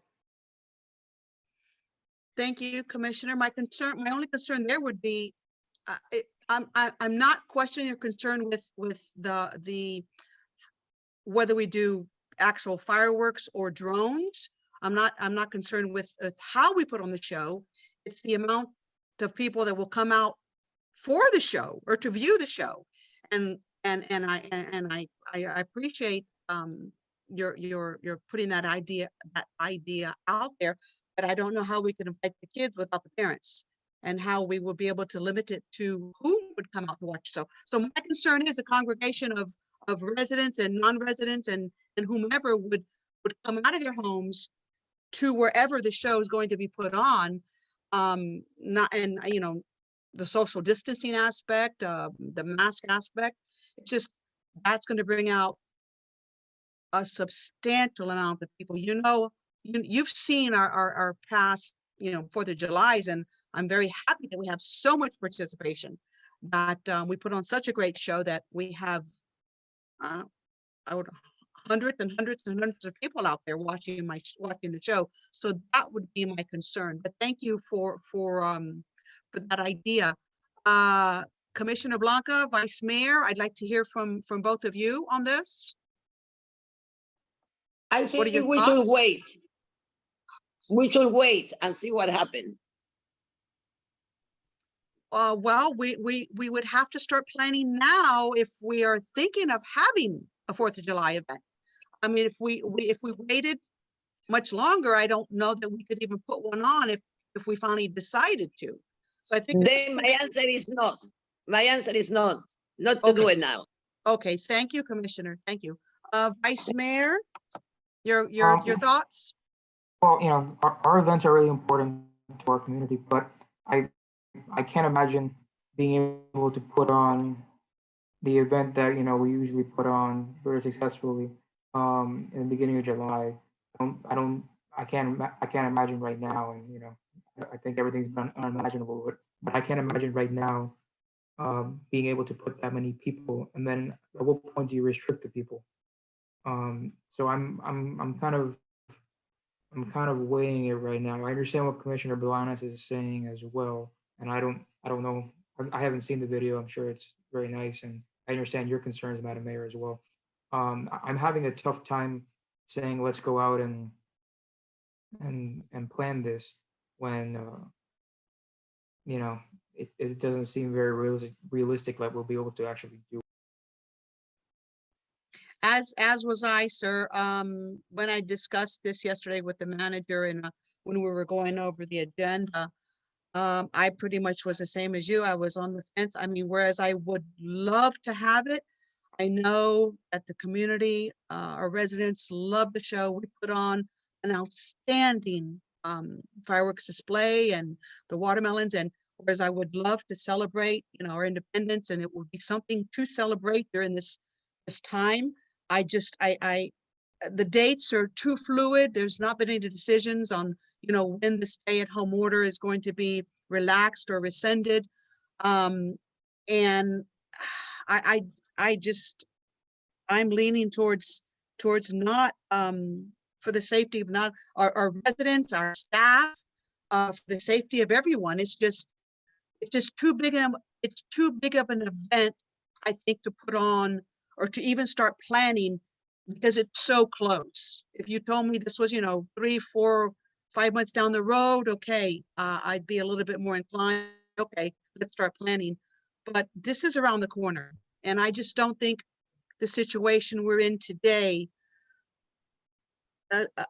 alleviates all of my concerns. So I'm inclined to say that unfortunately, as much as I don't want to say it, that we should not hold our annual 4th of July event this year. Yes, go ahead, sir. If Vice I can Mayor, just go ask ahead. one question to the manager or Mr. Penna. How much do we usually spend on fireworks? If I may, somewhere between $8,000 and $10,000, correct, Mr. Penna? Let me add something else, Vice Mayor. You reminded me, and I was going to say it, and now that you brought up money, another reason I was on the fence is because I don't feel right in going to our sponsors and asking them for donations for their sponsorship at a time right now that I don't know if all of them are in a position to be able to sponsor the event. So I just don't think it's the right time with the economy and the situation to even ask our sponsors for their sponsorship. Yeah, Which we is have to ask another reason. Publix for double. So yeah, I'm just I couldn't go there. I wouldn't feel right going to my store sponsors and asking them now to sponsor an event with what's going on. So those are my thoughts. Anybody else? I have to agree. Chief, anybody else? Mr. Penna, Chief, anyone would like to give me your thoughts? Major, John, anybody, go ahead. Go ahead, Chief. Yeah, I think under the circumstances and the time that we have, it's a little less than 2 months for the event to occur. Yes. And we don't know where we're going to be at this point. You know, you look at the reports and yeah, we're going to start opening up, but then there's other reports that are saying other cities have opened up and then they've had to close down again. Correct. Because the rates have gone up. I think it would be irresponsible of us to go ahead and put that many people together. And there's just no way to social distance in that 4th of July closed in recreation center at the park there. I think it would be a bad idea. Thank you, Chief. Anybody else, please? Major, John, Yes. anybody else? Yes, Mayor, I agree with the chief 100%. Thank you, So Major I think that- Delgado. I think that doing that would probably put a lot more burden on us than anything else. Thank you, sir. John Michael? Madam Manager, you'll be next. I agree with everyone. Thank you, John. Madam Manager, go ahead. Yes, I'd like to put something on the record. Actually, it was a suggestion by Commissioner Suarez. He came by a couple days ago to go over the agenda packet. And he talked to me about an idea that occurred to him that we could perhaps pursue using Mr. Quintana's tablet and basically putting together a slideshow presentation so that we can stream it live in the city website and our Facebook page and sort of do a compilation of previous year's fireworks display with the background music on it, obviously, and display that for 20 minutes or so as we celebrate the 4th of July this year in a different way. So I wanted to put that on the record. I thought it was a pretty interesting concept, and it goes along with what Commissioner Blanes is saying, to do something that, you know, that either by drone or by doing a video presentation and putting this on the website. Well, that's not a bad idea. So are you saying, do you think he meant like to stream it at the time when we would usually do our fireworks display? That's exactly, yes, ma'am, that's exactly right. If we usually shoot the fireworks at sundown, that would be the time, and we could announce it as a virtual 4th of July celebration. And we can stream live and put it on Facebook Live as well, and announce it on our Twitter page, and just simply use our accepted form of social media and announce it as a different and virtual 4th of July this year. That would not entail the need to go out and seek donations and obviously the expense will be minimal. It would be using Mr. Quintana, whom is here. So there is no expense. We would ask him to accomplish this task for us, and we would make it last, or he can make this last as long as our show normally takes place, 20 minutes or so. And we could encourage our community to, log on their tablets or their PCs at home or their phone, and maybe even, I don't know if we have Zoom capabilities, because a lot of the millennials and professionals are now turning to Zoom or other platforms to obtain information from their local governments. That's not a bad idea. I actually like it very much. Commissioner Blanes, go ahead, sir. Yeah, it's unfortunate, but it's the reality. I'm gonna have to agree with what everybody has said. I am in agreement. There's just no way that we can just plan something with a hope, with a blind hope that that something will pan out and we will be able to accomplish our event. But I just thought of something. I know that birthdays are being celebrated now by parades, of cars coming by with signs and sirens and honking their horns. And I participated in a couple of those. And, where our police department and the mayor, they drive up with the police units and the vehicles, and they make a little bit of noise with the sirens and the horns, and the kids get a kick out of it.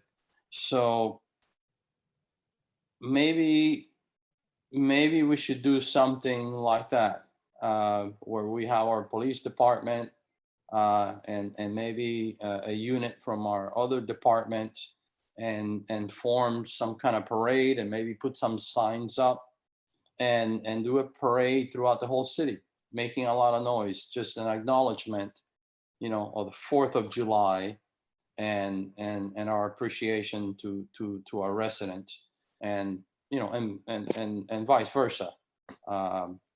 That way, it would be a visibility sort of event. I don't know. What do you all think? Okay, thank you. As Thank you, long Commissioner.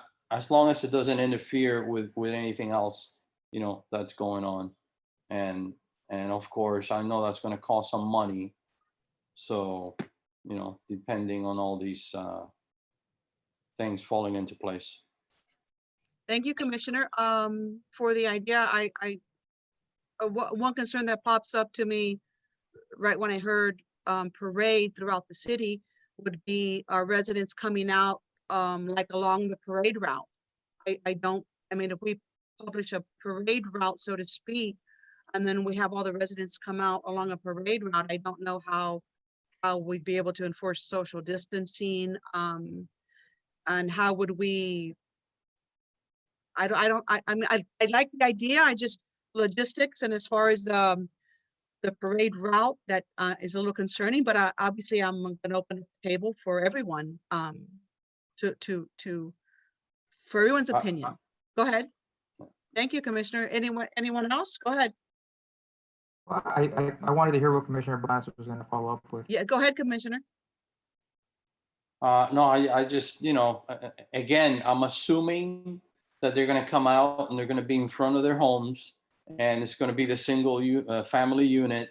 But you're right. There's no way that we can anticipate what can possibly happen.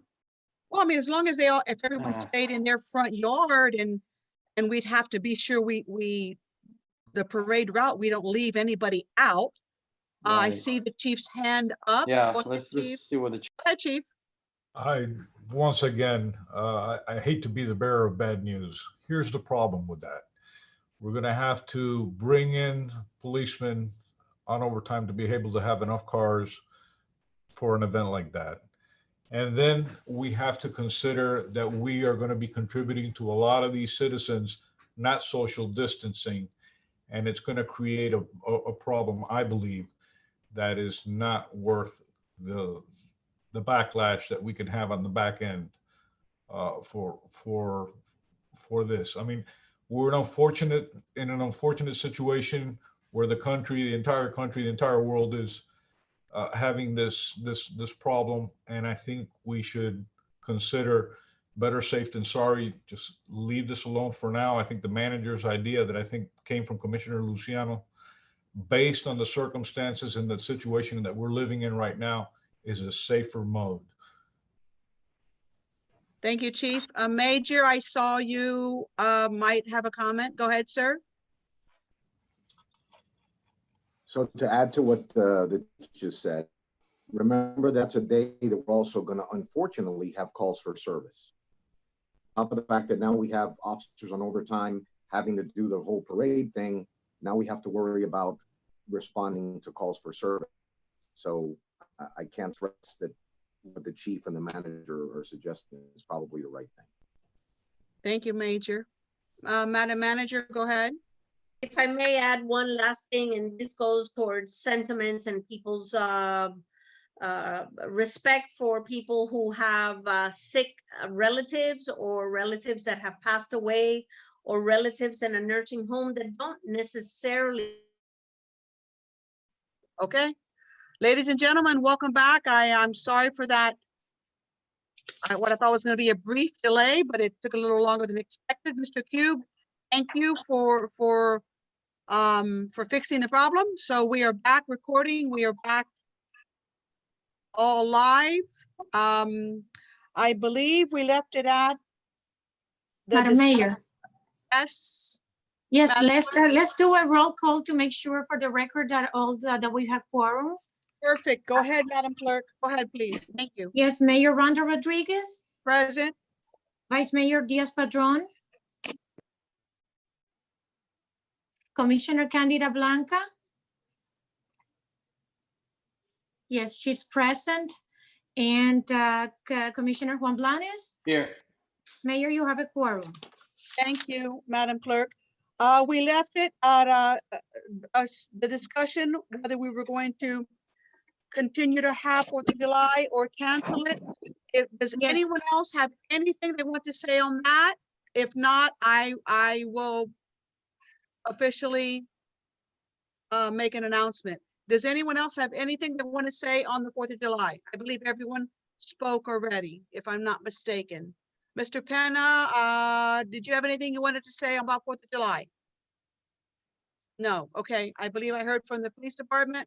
I heard from the vice mayor. I heard from Commissioner Blanes, Commissioner Blanca. I heard from the manager. All right. With that said, it is with a very heavy heart that it's in the best interest of everyone that I cancel our 4th of July event for this year. Madam Manager, please work with Mr. Quintana. We all agreed that if his virtual display and live streaming of our past 4th of July fireworks, if you could put something together with that with music. Yes. If we could live stream that and then put it on social media, the time we are going to live stream that in place of our live fireworks display, that would be excellent if we could proceed with that. Yes, ma'am, and we will notify everyone that we have the capacity of reaching via email. We'll put it on a special notice from the Office of the Mayor on our website and all of our recognized social media platforms. And I want that to come from the entire commission, not just from me. About, you know, with a heavy heart from all of us, you know, we felt it best to cancel the live event and do a virtual live streaming of past one. So be sure that comes from the entire commission. Yes, ma'am. Okay, along the same note, guys, I hate to bring it up, but we have Memorial Day around the corner as well. And I was in discussion yesterday with our chief of police and with the manager that I feel this is also an event that we should cancel this year. I know last year we had the seniors out there, some of the residents came and we had a very nice we placed the wreath and we had the color guard. And we had a very nice memorial or very nice show of respect for the holiday, or for that day. But I don't believe this year that we should do the same thing. I'd like to just see us lower the flag and forego the honor guard and the wreath, because I don't even know that we can even order a wreath with flower shops not being essential businesses. And I want to hear from the police department, because I heard from them yesterday and from the manager and then from everyone else, the thoughts on if you agree with me that we should not have a Memorial Day event this year as well. Yes, Chief, go ahead. Yes, ma'am. As we spoke yesterday, again, the social distancing, the placing of the citizens that will probably come out, it just doesn't lend itself at this point to run the risk. It would also put the officers in a situation that they would be together in order to go ahead and line them up, and the holding of the flag, and their presentation is usually close quarters. So I don't think the if you will, as we say, the juice is worth the squeeze at this point. It would just could create more problems. Thank you, Chief. Anyone else? Okay, could I hear from my commission on my thoughts and the chief's thoughts, please?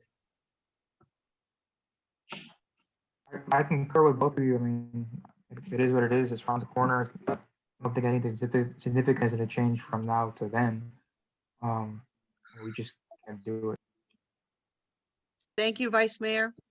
I'm gonna have to agree also. Thank you, Commissioner Blanes. Commissioner Blanca?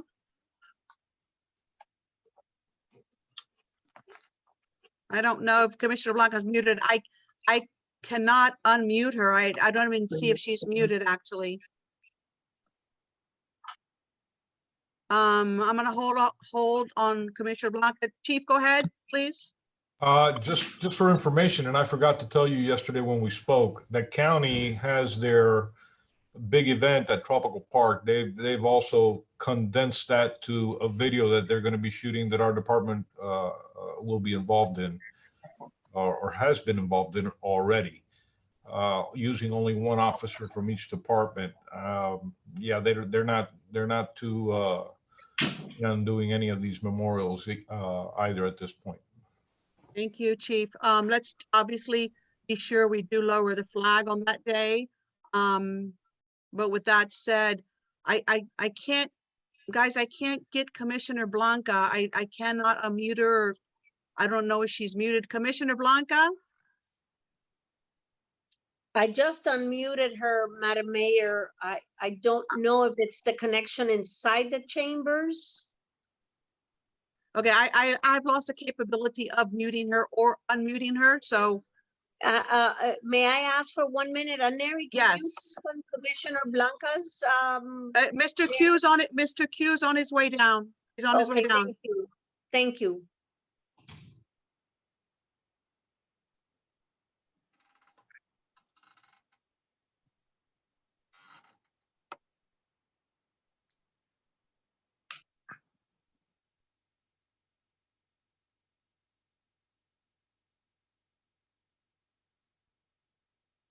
Okay.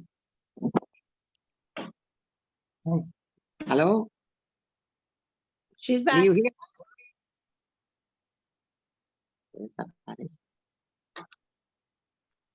It was on and off. Commissioner Blanca, we can hear you. Do you have anything you want to say about Memorial Day? No, nothing at all. We were discussing canceling the event and just having the flag lowered on that day. Are you in agreement with that?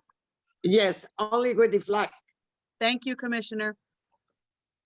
Okay, so with that said, again, with a heavy heart, I'm going to officially cancel our Memorial Day event and just appropriately lower the flag on that day. And Madam Manager, if you could put out our usual Memorial Day flyer that we put on social media. Continue with that and from the commission, you know, and with the note, you know, again, with a heavy heart, we won't be able to hold our event this year for Memorial Day as well. Go ahead, Madam Manager. Thank you. I don't know whether the commission would be friendly to having Mr. Quintana prepare a video of what Memorial Day is about. And it could be a lesson for the community, especially for the children who are now doing virtual schooling.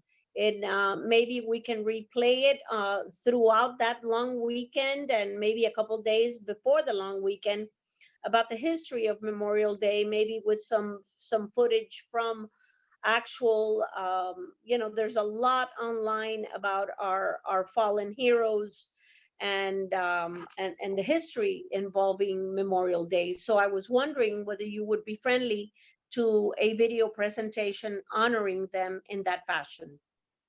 I have no problem with that, and I would be friendly to that. I just want to be sure that that our police department okays the video and takes the lead and you know, be sure it's appropriate.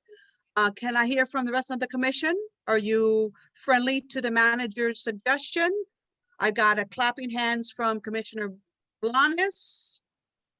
I got a thumbs up from Vice Mayor and Commissioner Blanca, and I have a thumbs up. So Madam Manager, you have a thumbs up and a go. Be sure that the police department is involved in the video and that it's accurate according to them, and I am in total agreement with it. You have our blessing. You have our blessing. Thank you very much.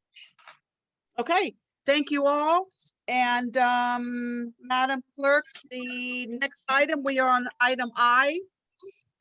Yes, item 11I, selection of budget public hearing dates for the 2020-2021 city budget cycle guided by TRIM, Truth in Millage, by City Manager. Madam Manager, go ahead.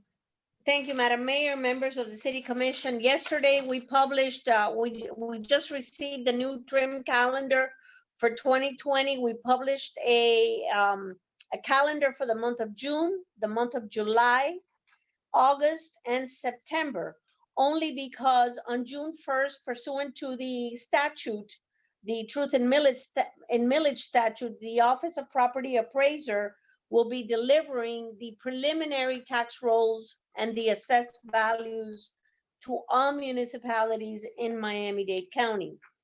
That starts the official budget process, although as you have seen coming from our office, we have started to convene meetings and issue memos on the budget process. So that being said, I've set aside some days during the latter part of June to start meeting with the members of the City Commission individually so that we can get feedback and input in the budget from your perspective on what you hear from the constituents and what you would like to see in the delivery of service. So my office will publish and submit the preliminary budget as guided by the TRIM calendar on July 15th. And that is consistent with respecting the Board of County Commission millage rate meeting and as well the school board, because our meetings cannot be held on the same dates that those two entities, public entities, have their meetings. So July 15th will be our submittal.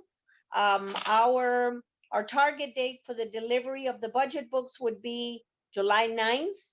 And so I need to check with you, and we'll go back to the August calendar in a minute, but I need to check with you to see if the meetings that are proposed in the September 2020 calendar are acceptable to the commission so we can set these dates as we get started with the process. The school board public hearing on their budget would be Wednesday, September 2nd. That is a regular City Commission day for us. However, we cannot have anything regarding our budget on that meeting out of respect for the TRIM calendar. As well, the Board of County Commissioners will have their first budget meeting on Thursday, September 3rd. These meetings all have to be held after 5:01 p.m. On Monday, September 7th, the City Hall will be closed.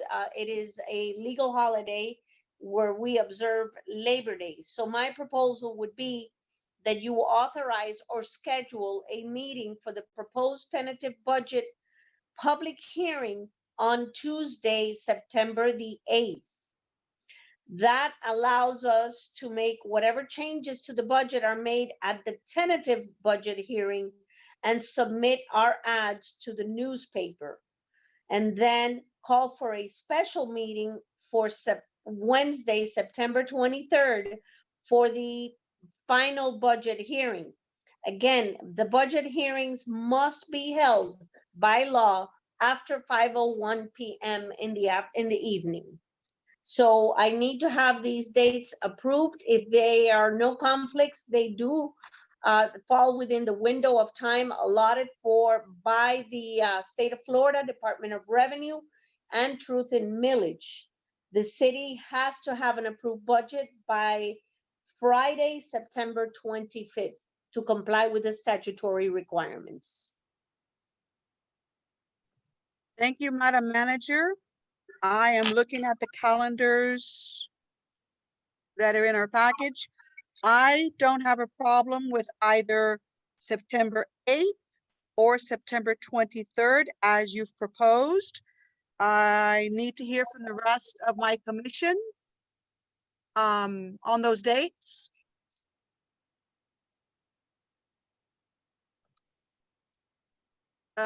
Commissioner Blanca, are you okay with the proposed dates of September 8th for our tentative budget hearing? Yes, yes. September Yes. 23rd for our final. Yes, thank you. Yes, yes. Commissioner Blanes?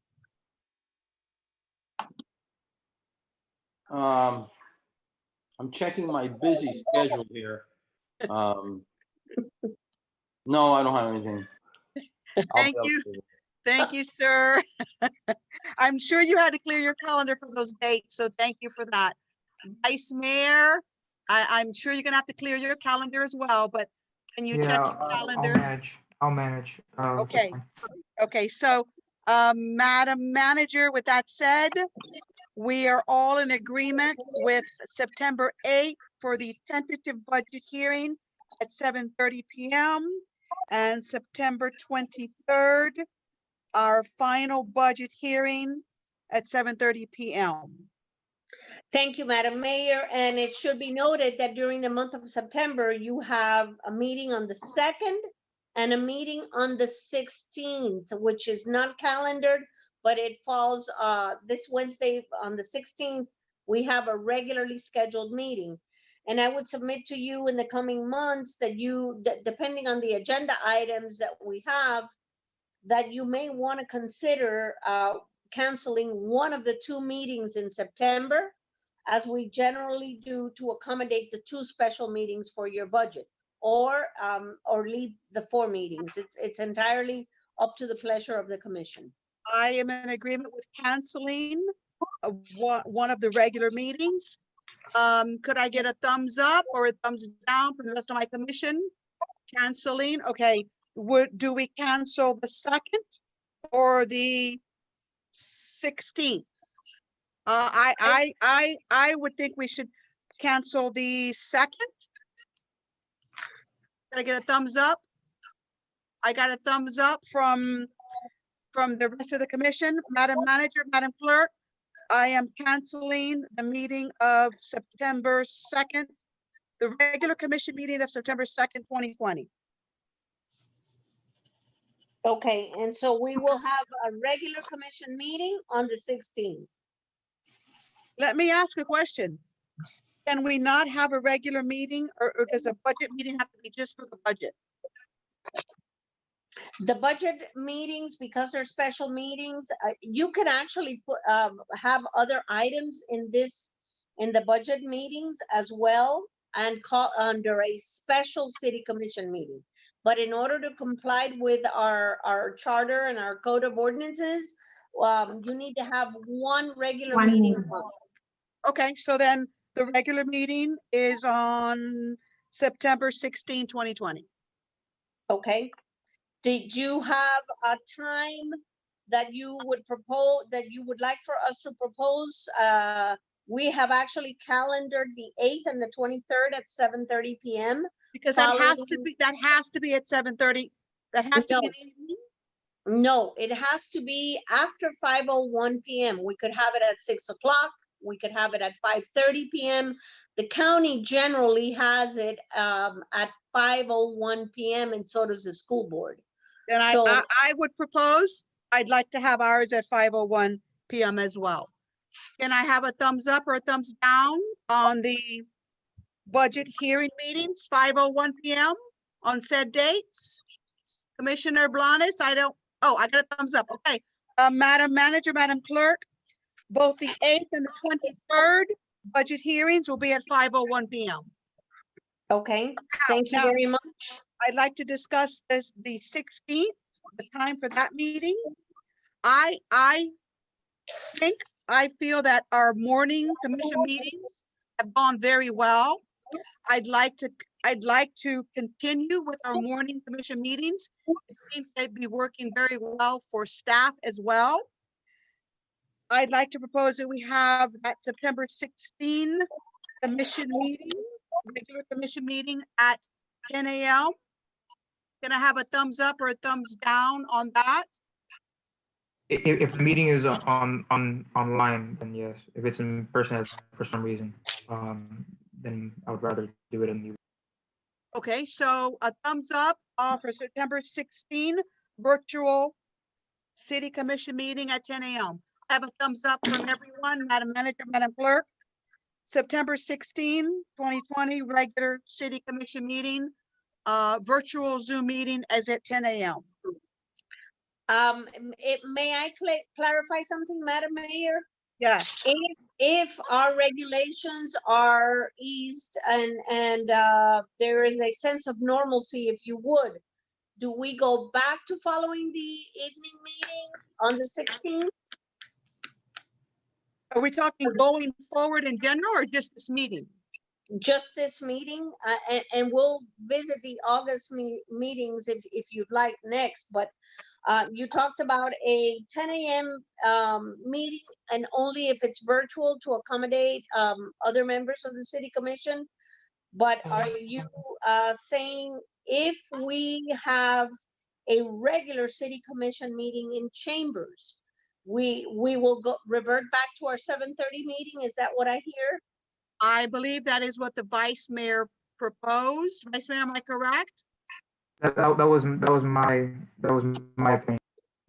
Yes, the vice mayor, if it is a virtual Zoom, The reason being, if I may, the reason being is if we're allowed in chambers, I'm assuming everything else is back to normal as well, or you know, and we no longer have these work from home orders. So I think that changes the dynamic in terms of people being able to access city government. okay, so the vice mayor is saying if it is virtual, he'd like it at 10 AM in agreement with what I said. If we are back in chambers, he would like it at the usual 7:30 meeting. Could I have a thumbs up from my other commissioners if they're in agreement with the vice mayor? Yes, Commissioner Blanes, thank you. Commissioner Blanca, are you in agreement with vice mayor? Okay, let me unmute her. Commissioner Blanca, what are your thoughts, please? No, No, you want it at 10 as well? Or you want it at 7? If it's in chambers, if In it's chambers. virtual, it's at 10 AM. If it's in chambers, I'm proposing 10 AM. Vice Mayor is proposing 7:30.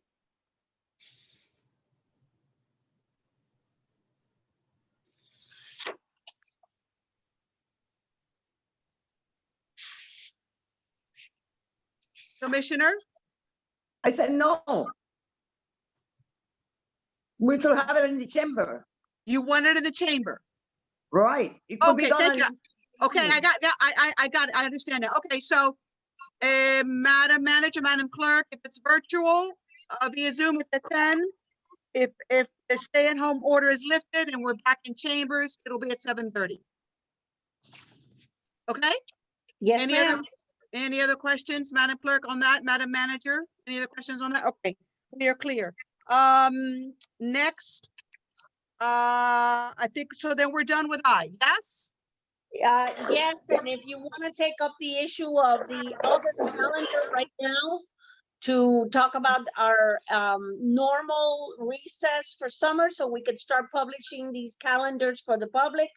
That's why we presented you with the August calendar, and we gave you the two meetings regularly scheduled for August. And I don't know whether you would want to consider canceling any at this time. Let's continue on the calendar. I would consider as customary that we cancel. We only have one meeting in August. Remind me, what is it usually done? Do we cancel the first and keep the second, or vice versa? What do we usually do? We've done it both ways, and it's really up to the preference of the commission. And so we've done it the first meeting in August, and we've done it the last meeting in August. Okay, let me hear from the commission. What do you all, how would you like to do it? By Commissioner Blanes, which one would you like to cancel? Oh, the one that we usually do, right? I Earlier in know, the but month. the manager says there's not really one way we've done it. Sometimes we've canceled the first, sometimes we've canceled the second. So which one would you like to cancel? What's your, Okay, the first. okay. Commissioner Blanca, which one would you like to cancel? I agree with Mr. Commissioner Blanes. Thank you. Vice Mayor, Yeah, I'm sorry, I say again? I'm okay with Commissioner Blanes and Commissioner Blancas. As am I. Madam Clerk, Madam Manager, we will be canceling August 5, 2020 regular commission meeting. Okay, and if I may, if I can deal with the issue of the time, so we can publish this on the website. We have it posted for 7:30 p.m. Now, I know that for the September calendar, you've all agreed to have a virtual meeting at 10 a.m. And then if we're going to reconvene in chambers, you've agreed to meet at 7:30 p.m. Is that the same sentiment for the August 19th meeting? Can I get a thumbs up or a thumbs down on the managers? Thumbs up, Commissioner Blanes. Thumbs up, Commissioner Blanca. Thumbs up, Vice Mayor Diaz-Padrón. And I am in agreement as well.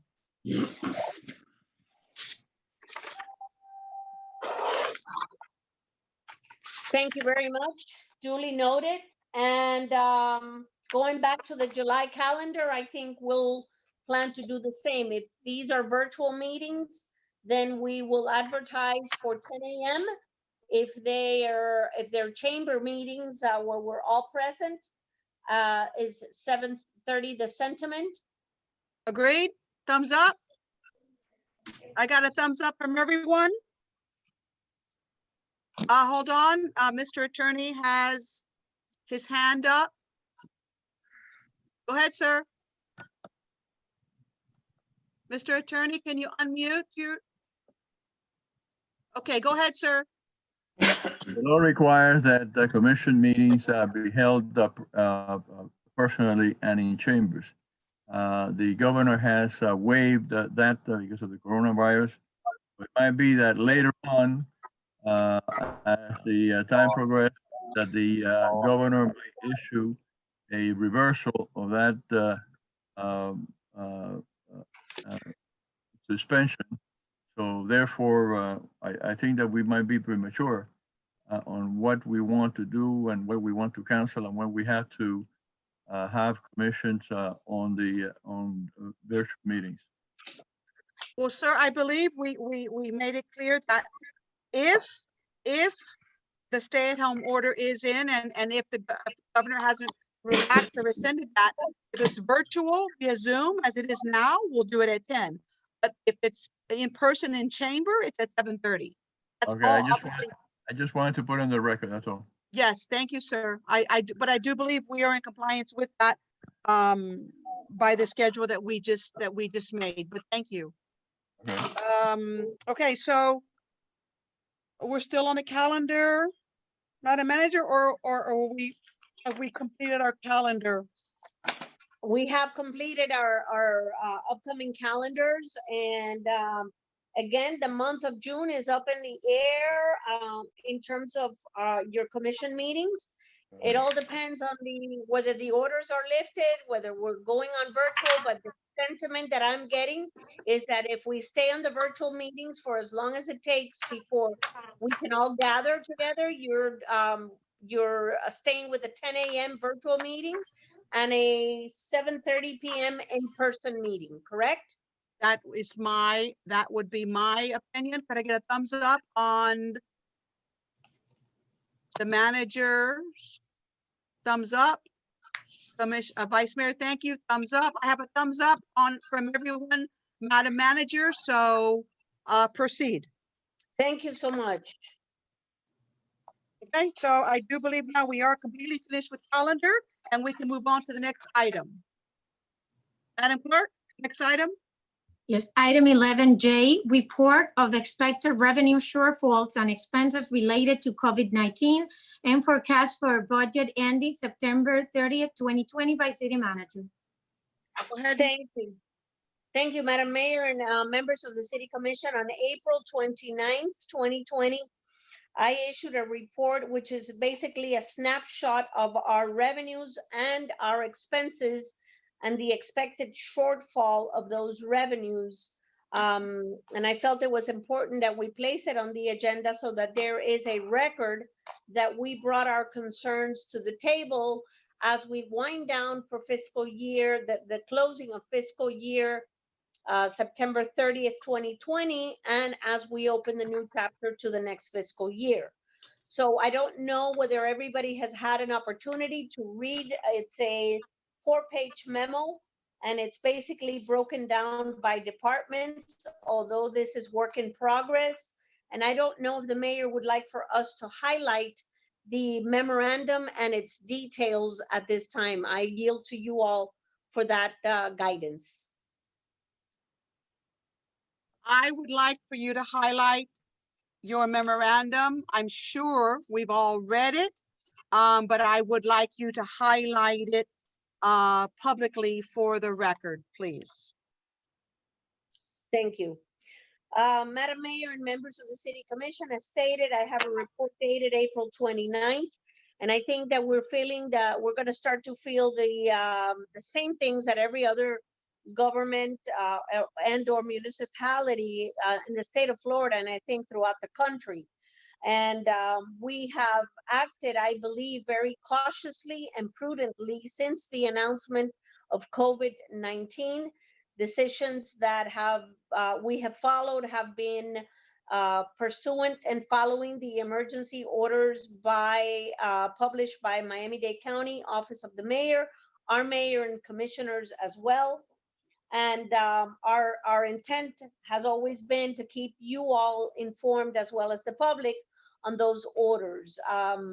We have sent out blast emails, social media information. The mayor has put out numerous press releases, and I know that she is working with the police department and our neighborhood resource sergeant in providing our businesses that are hurting with all the information that is made available on the PPP program, the small business grants and or loans, and everything regarding the opening and the closures and the social distancing guidelines.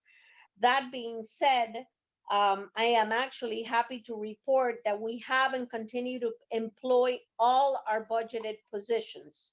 No one has been furloughed as of this date or placed on any type of leave as of this writing.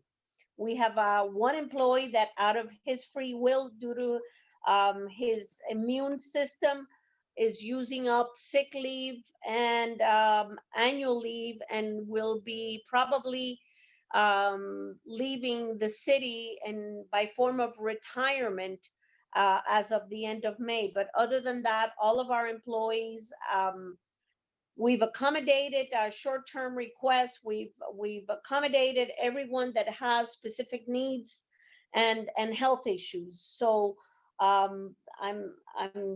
we're looking into the future and to determine who will be affected, if anybody. Our goal is to keep all of our employees to continue to observe their normal hours, because I believe that the city also has a fiduciary responsibility to its employees and to the citizens. So our goal is to keep them here.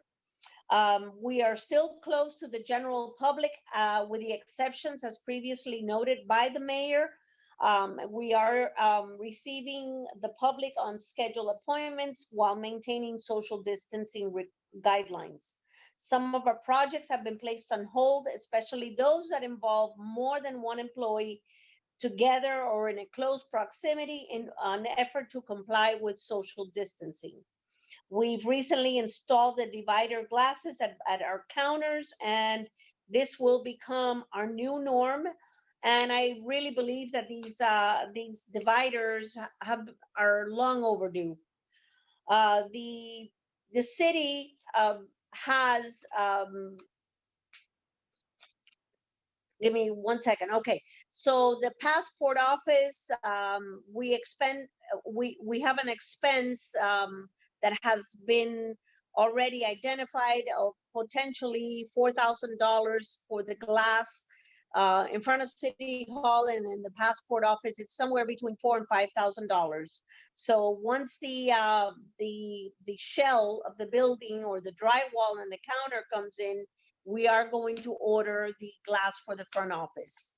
We have learned through COVID-19 that we are capable of working remotely from home in a sheltered environment. And I'd like to point out that this would not have been possible without the assistance of Mr. Quintana, who has been critical to COVID-19 and enabling us to work remotely using our computers and our laptops. So for that, Hugh, a big shout out to you. This is particularly important moving forward, as many employers are looking for innovative ways to continue to conduct their business and keep their costs low. Working remotely has a benefit to the community in areas that will result in less traffic, less fuel consumption, and overall, it may help us with insurance premiums due to the potential for less accidents on the road. I see this, and in discussion with other managers, I see this as a new norm in society, especially until children are able to go back to school and parents can work on a schedule that they can actually honor. From a budget observation, department directors have been asked to review their budgets and give us their input to determine a more realistic loss or expected budget shortfalls. Property values should not be affected this coming year, as our assessments and taxable values are predicated on the 2019-2020 tax rolls, actually 2020 tax rolls that became effective on January 1st, pursuant to state statutes. I actually had an opportunity to speak to the property appraiser 2 days ago. He does predict that this COVID-19 issue is going to affect our property values moving forward into the 2021-2022 fiscal year. So we have to keep a very close eye on this for the next 2 to 3 years. March 2020 revenues for traffic, parking, and red light cameras have been consistent with prior months. However, our projections are slated to start a decline during the month of April. I sent out a condensed email this morning that was sent by the chief and the major. I sent it out to the mayor and city commissioners, and definitely that report confirms what we predict will be in the next 2 to 3 months, a continued decline of moving violations, parking tickets, and red light cameras. We are only ticketing and and in an order to protect our officers from coming in contact or being exposed to COVID-19. So the department has taken the position that while we're not turning a blind eye on violations, we are pursuing the most blatant violations that puts our public safety at risk and the general public. Chief, and you can correct me if I'm wrong. On a positive note, Vera Mobility, which is the red light camera vendor, has agreed to forego 2 months worth of bills in an amount that comes out to approximately $50,000 for the month of March and April, which should help us mitigate the lack of revenues coming from the police department citation process. Building permits are, the revenues are steady as of this writing, and there are no indications, as Mr. Penna has reported, that permits will be affected. However, this category is difficult to predict due to the personal financial hardships. And again, no large projects are in the pipeline as of this writing. We're seeing a lot of residential projects. Passport services came to a complete halt shortly after the March 16th related COVID-19 came about. Our 3 busiest months of the years run from March through June 30th. Every year as people start to plan for their travels and others who are becoming United States citizens. We expect that if we continue on this trend, our loss for the last 6 to 7 weeks has been calculated somewhere in the neighborhood of $30,000 a month. So we expect our losses to reach 60,000 and ongoing. It all depends on when we return to a new norm.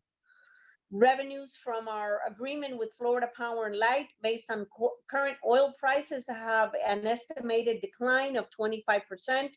I didn't see a reduction on my bill at home, but they are announcing a 25% savings to their customers. Time will tell. We do not have an approximate amount coming from them, but it should be noted that the new buildings will generate the additional income, and they have now tenants that occupy their units. So again, this category has to be monitored in the coming months for budget purposes. Revenues from occupational licenses and zoning certificates of use may be affected due to the ability of commercial property owners to reopen. And that depends on the government's help through the PPP program and small business administration loans. This is a big question mark. This has a potential of affecting our revenue stream as well in general fund. Clear Channel, and you've been provided with a letter from Clear Channel, is requesting the abatement of the amounts due to the city. It's like a franchise amount to the tune of $11,255 for the fiscal year starting October 1st, 2020. Our position, and I discussed this with Mr. Penna, our position is, and with the finance director, that we should not abate this amount because the city as well is affected financially, and we clearly depend on our revenue stream to be able to meet our expenses in next fiscal year. So I will be preparing a response letter. And what we will do, and we'll probably be friendly to doing this, is maybe either splitting the amount so that it gets paid twice during next fiscal year, or maybe moving them from an October 1st, 2020 date and allow them to pay sometime in March or April after they resume their normal business operations. But our position is we should not grant this request. The community center has seen the biggest COVID-19 related activity. No real data is available as of this date because the meal invoices are just coming in now for the month of March and April. However, it should be noticed that the costs involved with the additional meals are 100% reimbursed by the District 6 allocation. We already received the first $27,225 from Miami-Dade County for the first reimbursement. So we're in good shape here. We're currently utilizing the recreation center workforce for the delivery of meals to be able to maintain our year-round rec center staff employed, as well as put in our best foot forward and do an in-kind contribution to the center by using the rec center staff to do the delivery. I had a conversation yesterday with John Michael Lopez, our Parks Director, who advises me that, again, they will be assigned to the community center for as long as the second meal program is alive and well. If it's extended, it's even better. And in the alternative, we would take on the rec leaders and honor their time by asking them to come to City Hall and maybe assist with scanning efforts, maybe in public services, police, and finance and administration. We should have a better idea of the financial situation by mid-May at the community center. We have lost venue rental income to the tune of $10,000 since March 16th based on cancellations for private parties and events.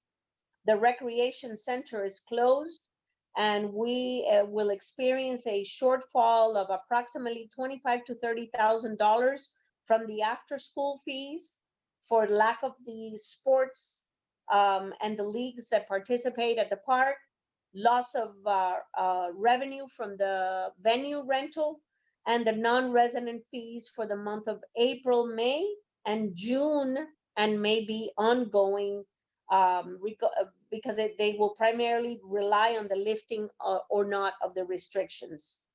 A decision on summer camp is still forthcoming. I don't think anybody knows how to deal with summer camp. The director and I and the mayor have met to discuss the alternatives for summer camp, one being a shorter period for summer camp depending on the COVID-19 restrictions, and another scenario may limit the capacity due to social distancing guidelines and less or maybe no field trips for the summer.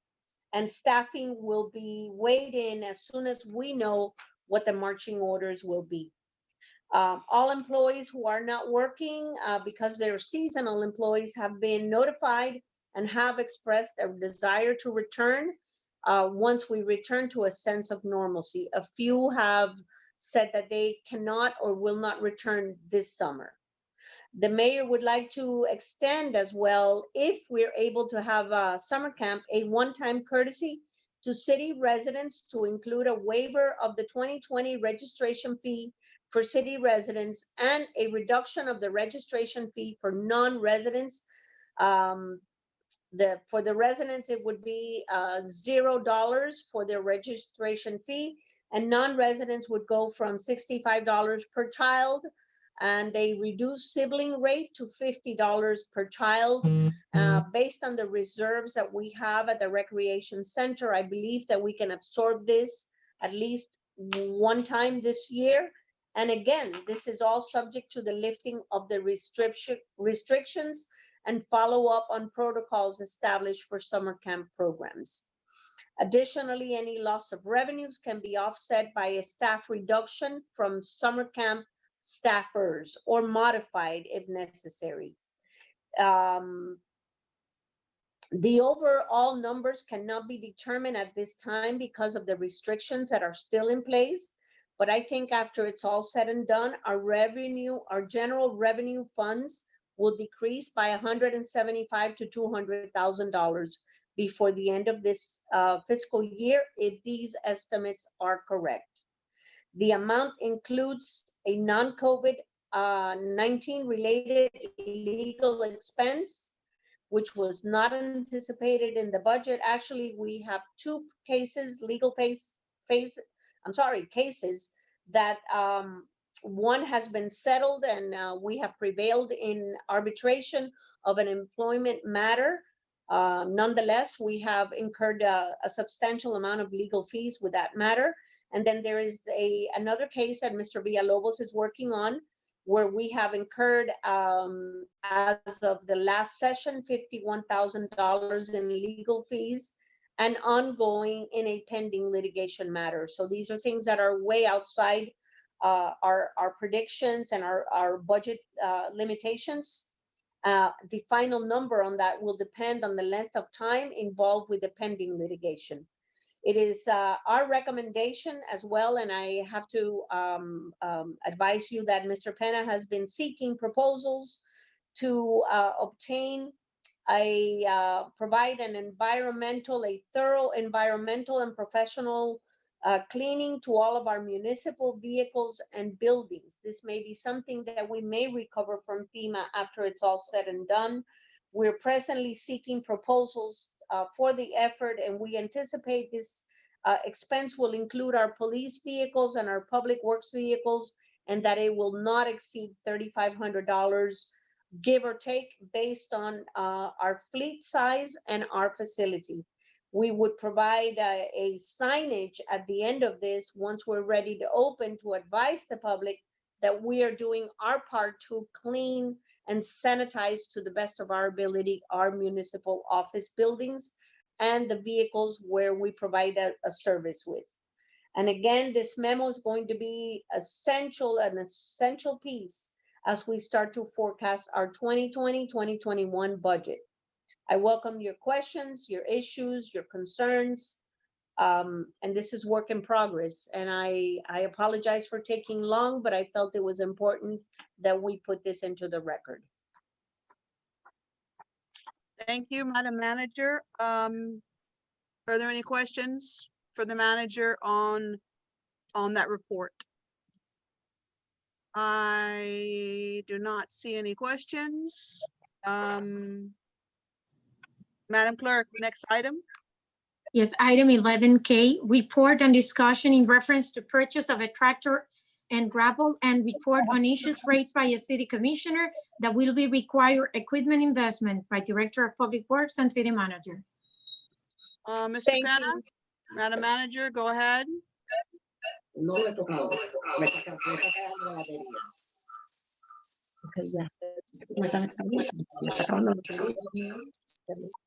Okay, I'm sorry, I think we had lost Commissioner Candida Blanca, but I think she's back I got her. now. Yes, I got her. Okay. Madam Manager, Mr. Penna, go ahead on item K, please. I'm going to preface it by giving you a little bit of background information on this, but I will let Mr. Penna recommend on this item, since he is better prepared to do so and has more knowledge of the equipment that the city will need. Okay. As a result of an incident that we had about a month ago involving a complaint made by a citizen to a member of the city commission, and subsequent observations made by the city commissioner, we took administrative action on a matter involving a city employee, but we also have equipment issues that need to be raised at this time. And I would like to yield to Mr. Penna as we are entertaining the need for public services to be able to render quality services without impacting our right-of-way areas, our city trees, and our streets further with an equipment, 30-year-old piece of equipment that we've been using. So with that said, I would encourage you to listen to Mr. Penna's presentation on this. We provided a memo to the manager several days ago regarding the condition of the equipment. We have a 30-year-old tractor that is due for replacement. Right now it is broke down. It needs complete brake work, and it requires about a $6,000 or $7,000 expenditure to repair that one, with unknown how long it will last till it breaks down again.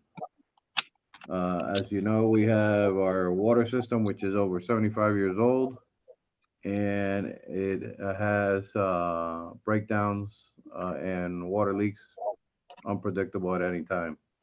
We also use this tractor at times to load large piles of excess trash to our trash truck. But again, as the manager stated, we had some complaints from residents regarding incidental damage that's being done to trees and right-of-ways with the collection of the existing equipment that we have with the collection of trash. So we have looked into additional attachments that are available for the existing loader that we use for sanitation, which was purchased in 2012, namely called a grapple, and is basically a bucket that looks like a shovel with some actuating arms that instead of having to ram the front of the loader into the pile, this you just go up to the pile and grab like a hand and throw the debris in the truck.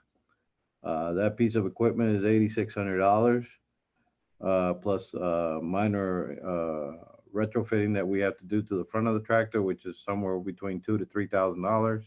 Should run that piece of equipment for that attachment $11,000 more or less. The existing backhoe, we have a price from our Growers Ford, which has been the company that we've always bought our equipment from, and part of the Sourcewell purchasing co-op, and they have offered a tractor in the amount of I believe somewhere around 106,000, plus the purchase of the grapple together will be a total investment into these two pieces of equipment up to 121,200, about 122 plus interest, and we are contemplating financing it for 60 months, 5 years, which should cost the city about $25,000 per year on the repayment of the equipment. We also looked into, at the request of a commissioner, we looked into the replacement of the current system that we use with a trash truck loader and body style of equipment as used in city of Coral Gables and other cities throughout Miami-Dade County, and got a preliminary price of around $250,000 for that piece of equipment. However, that will entail complete retraining of the people that we have here in order to use that type of equipment. It is not an easy piece of equipment to use if you've never used one before. And also, our tree canopy is not as developed as the city of Coral Gables or other cities with older tree canopies. So it does make it hard to manipulate this arm. We've had demonstrations in the past here, and it takes a while of practice to get good skill on this truck.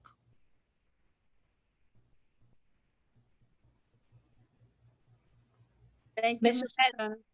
Go ahead, Madam Manager. Thank you, Mr. Penna. So you're recommending the purchase of the two pieces of equipment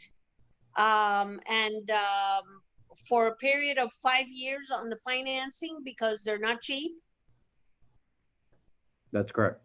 versus the one truck that primarily has one function. That's correct. Thank you.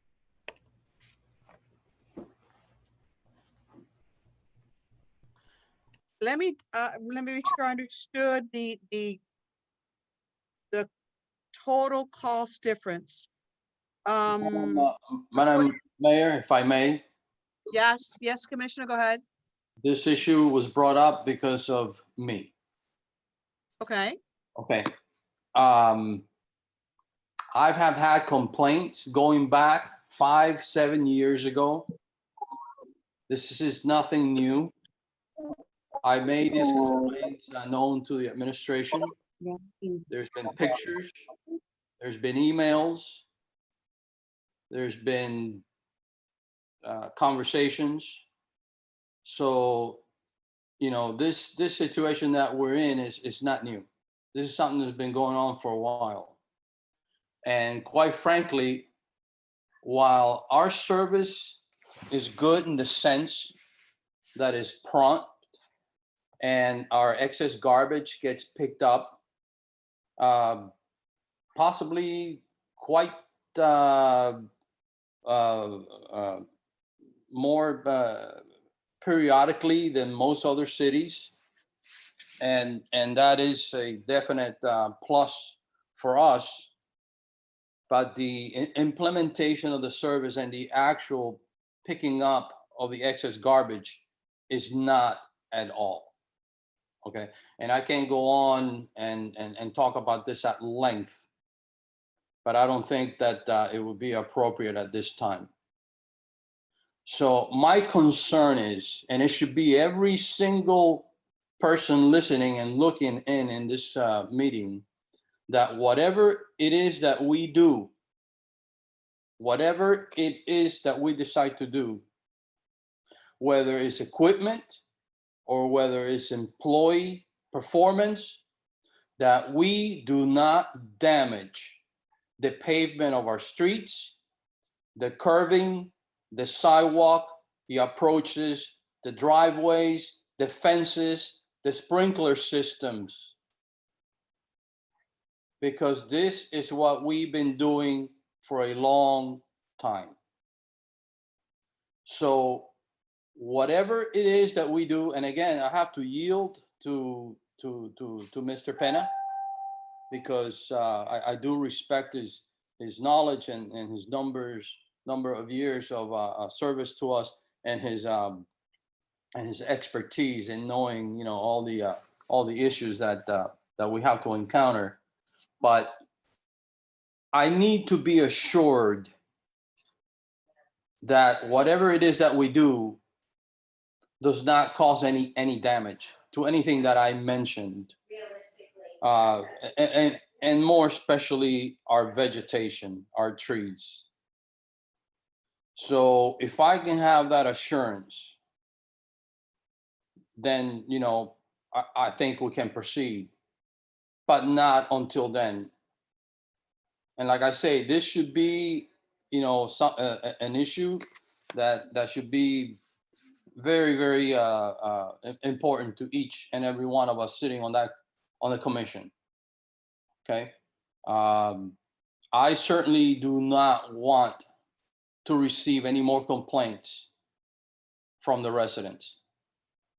You know, I'm sick and tired of dealing with it. And it's something that it should not be happening. Thank you, Commissioner. Mr. Penna, I believe I'll yield to you now at the commissioner's request.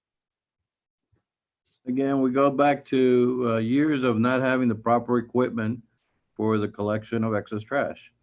As far as I can remember, from the first day I started with the city of West Miami 39 years ago, we've had a tractor with a bunch of forks in the front of it collecting excess trash.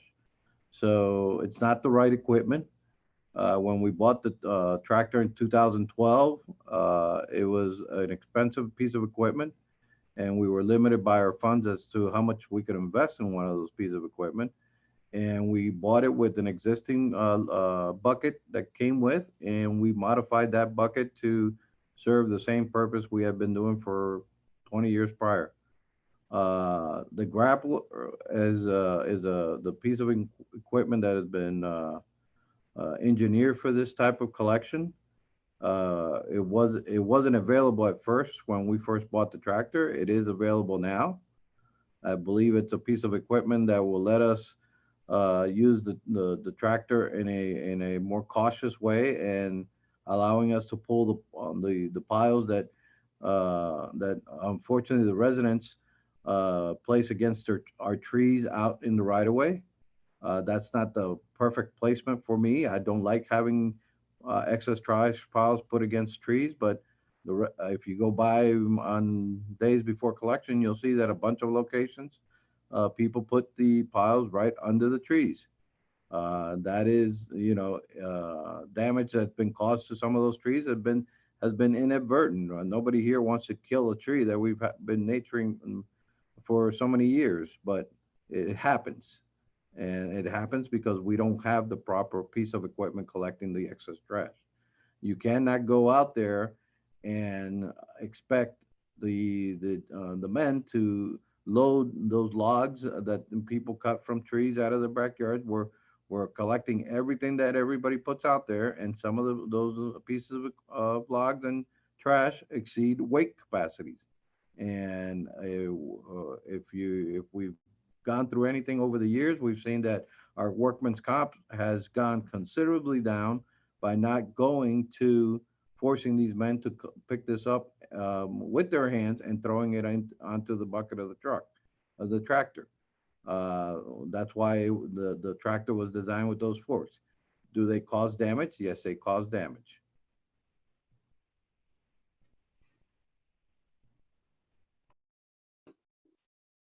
Thank you, Mr. Penna. Vice Mayor, you had your hand up, sir. Go ahead. Thank you.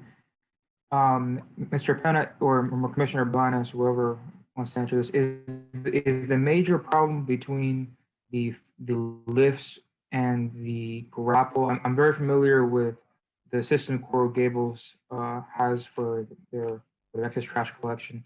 Can you very briefly explain the key difference between the grapple that you were talking about, Mr. Penna, to I guess retrofit onto our trucks and this other equipment that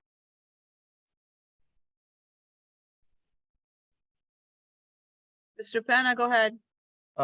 This is the tractor that we presently have, and as you can see, the front of the tractor is has an area for an attachment.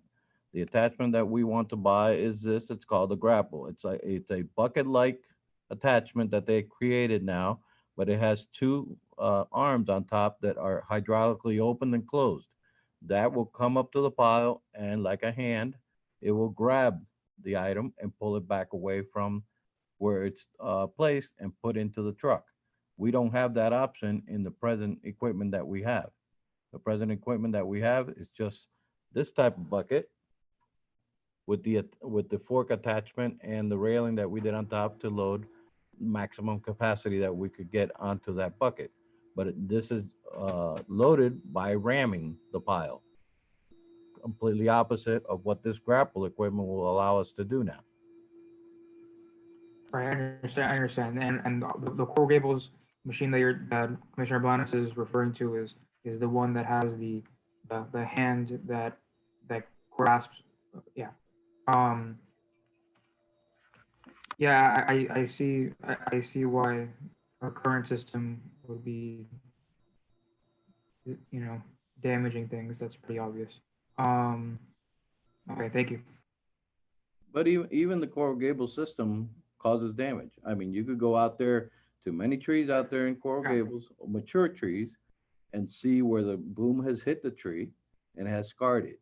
And also in the right of ways, you'll see where there's plenty of depressions where people constantly put their trash, and it's caused by right. And that's been an issue that they're correct. And then they go out every so often, every 6 months to a year, and they put lime rock in those holes to fill them up so they're not as dangerous to the public. Mr. Penna, so if I'm understanding what I'm reading and hearing, the grapple is going to take the place of the prongs. That's correct? That's correct. So we're going to get a new backhoe because our current backhoe is out of service, right? So we get a new backhoe. We need a backhoe either way. No matter which way you decide to go with the excess trash, we need a backhoe either way. Okay, so we get the new backhoe, we get the grapple attachment to replace the existing prong, right? The existing prongs. On the existing tractor. On the existing tractor. And we use our existing trash truck for it to go into. That's correct. Okay, and the cost of the new backhoe, the attachment, the grapple attachment to replace the prongs, that was 122,000, right? With financing somewhere in that area, yeah, 122,000. Okay. And the truck, the clamshell loader truck, which is the clamshell and the truck, that's 275,000 if we were to go that way. That's So correct. we're going to get the same thing with these purchases that you're recommending. It's going to have the same effect. We're going to get the same thing that clamshell loader would do, but we have two pieces of equipment to use at our pleasure, however we want to use them. We have the backhoe and the existing truck, trash truck, right? Well, we need the backhoe either way.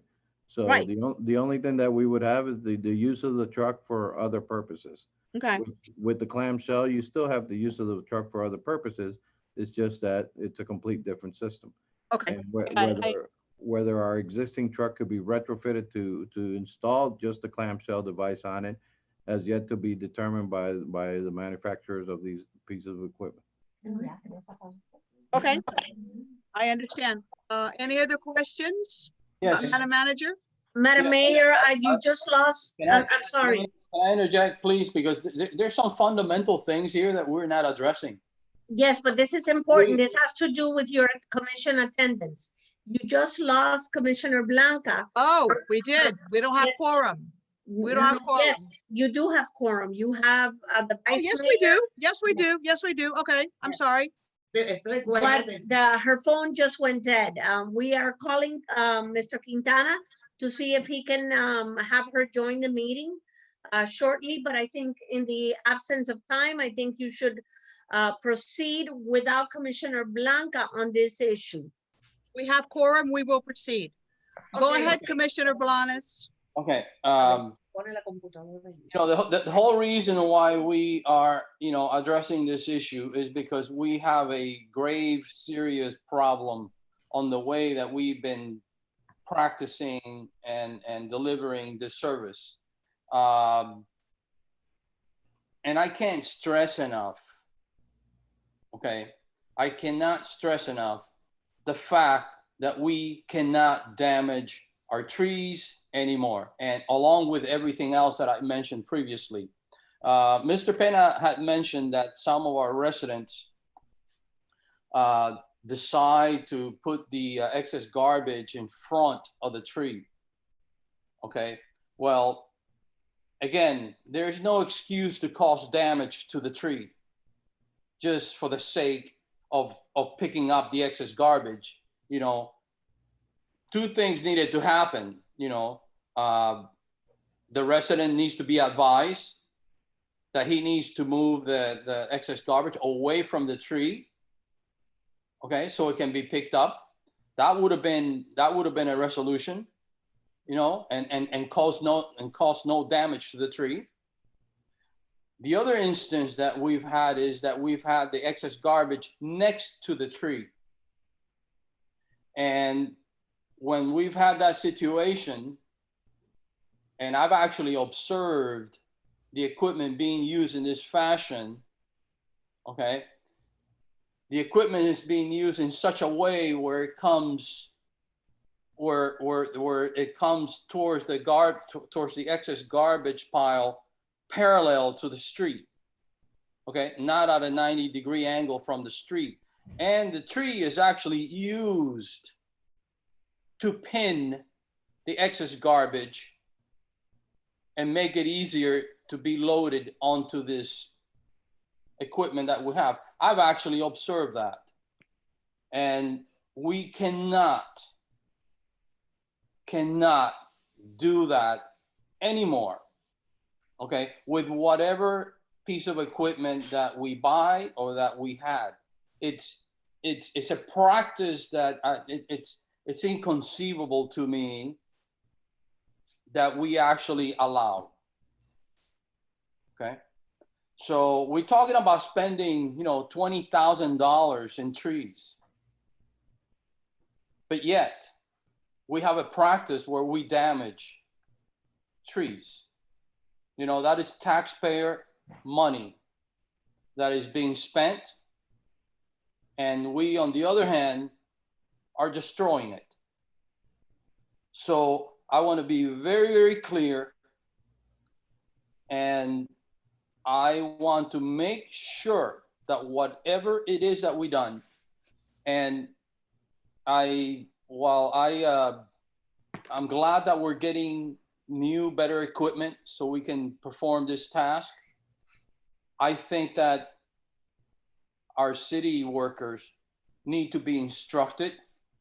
We need to have a protocol, and it cannot be deviated from. And we need to use this equipment in such a way where whatever it is, if there's any type of damage, if there's any type of unavoidable, damage that's going to be caused to the ground, to the grass, to the surrounding area, is if it needs to happen, is kept at a minimum. But this practice, okay, that we've had for a long time of using our equipment and damaging our city, I'm not going to tolerate it. I'm not going to let it happen. Okay. And if I'm out there and if I see it, you know what? We're going to be right back, to square one. Because it's to me, it's inconceivable that we're having this discussion. So whatever it is that we do, it needs to be partly new, better equipment, and it needs to be, handled and operated in such a way where it doesn't cause any damage. The other thing is, if residents put their excess garbage out and put it in near a tree or in front of a tree, you know what?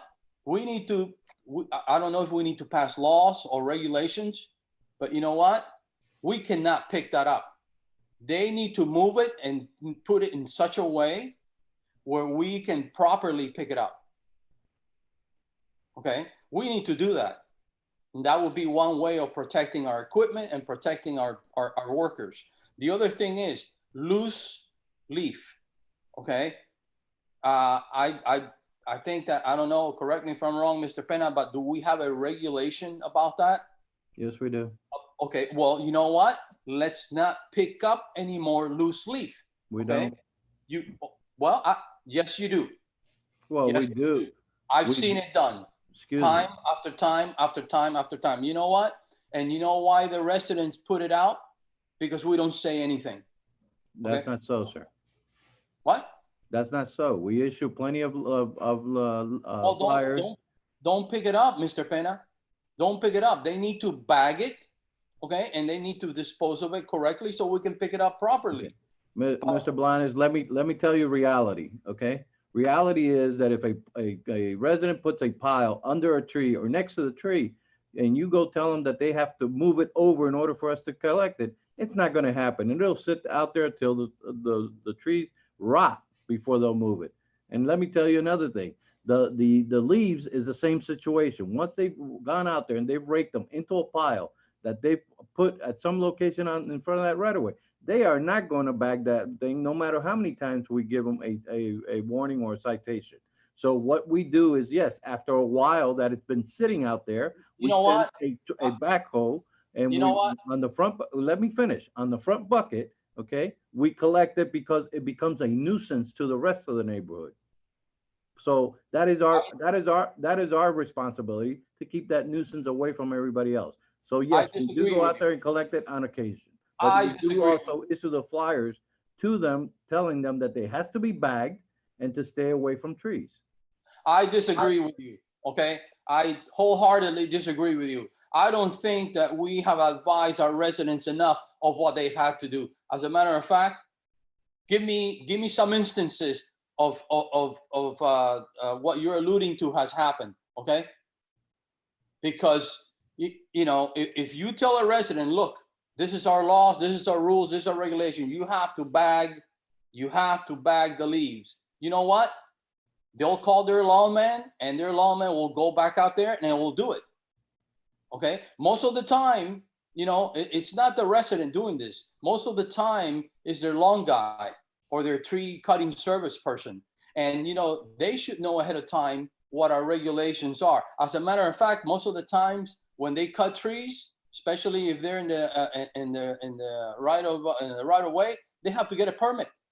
They have to get a permit from us. And then, you know, we could instruct them exactly what they need to do. Most of our residents know, but again, a lot of our residents don't, especially the ones that have not lived here for a long time and renters that come in and don't know our rules and regulations. I think that there needs to be better communication. Better communication. So what you're saying is you're saying something that is there's no hope in. Well, you know what? I think that there's hope. I think that if you tell a resident what they need to do, they'll do it. Commissioner, just this April, okay, we have issued 65 notices to homes about bagging their leaves, and it still occurs. 65. You want to see the addresses? We'll be glad to furnish you with the list. Mr. Penna, thank you. Commissioner Blanes, thank you. Madam Manager, I see your hand up. One moment. I'd like to say something. Mr. Penna, Madam Manager, can you work on an informational flyer and advisory to our residents to go out as soon as possible about, and I want it on social media. I want it on a blast email sent out. I want it on every means we have. I want it on Facebook. I want it on the website. A reminder that we will pick up the leaves if they're bagged, and a new notification that to please not put your trash next to a tree, because I'm assuming when we vote this, we will have new equipment that we will not be able to pick it up if it's next to a tree.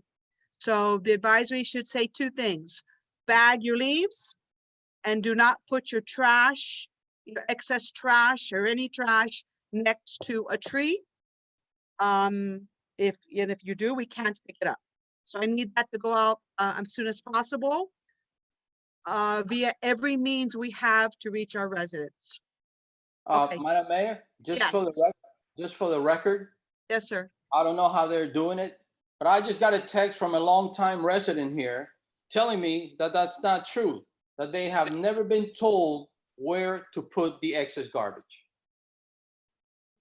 Just for the record. Okay, then I want to fix that immediately. That's why I'm asking for the manager and Mr. Penna to get that out, so that everyone's on the same page.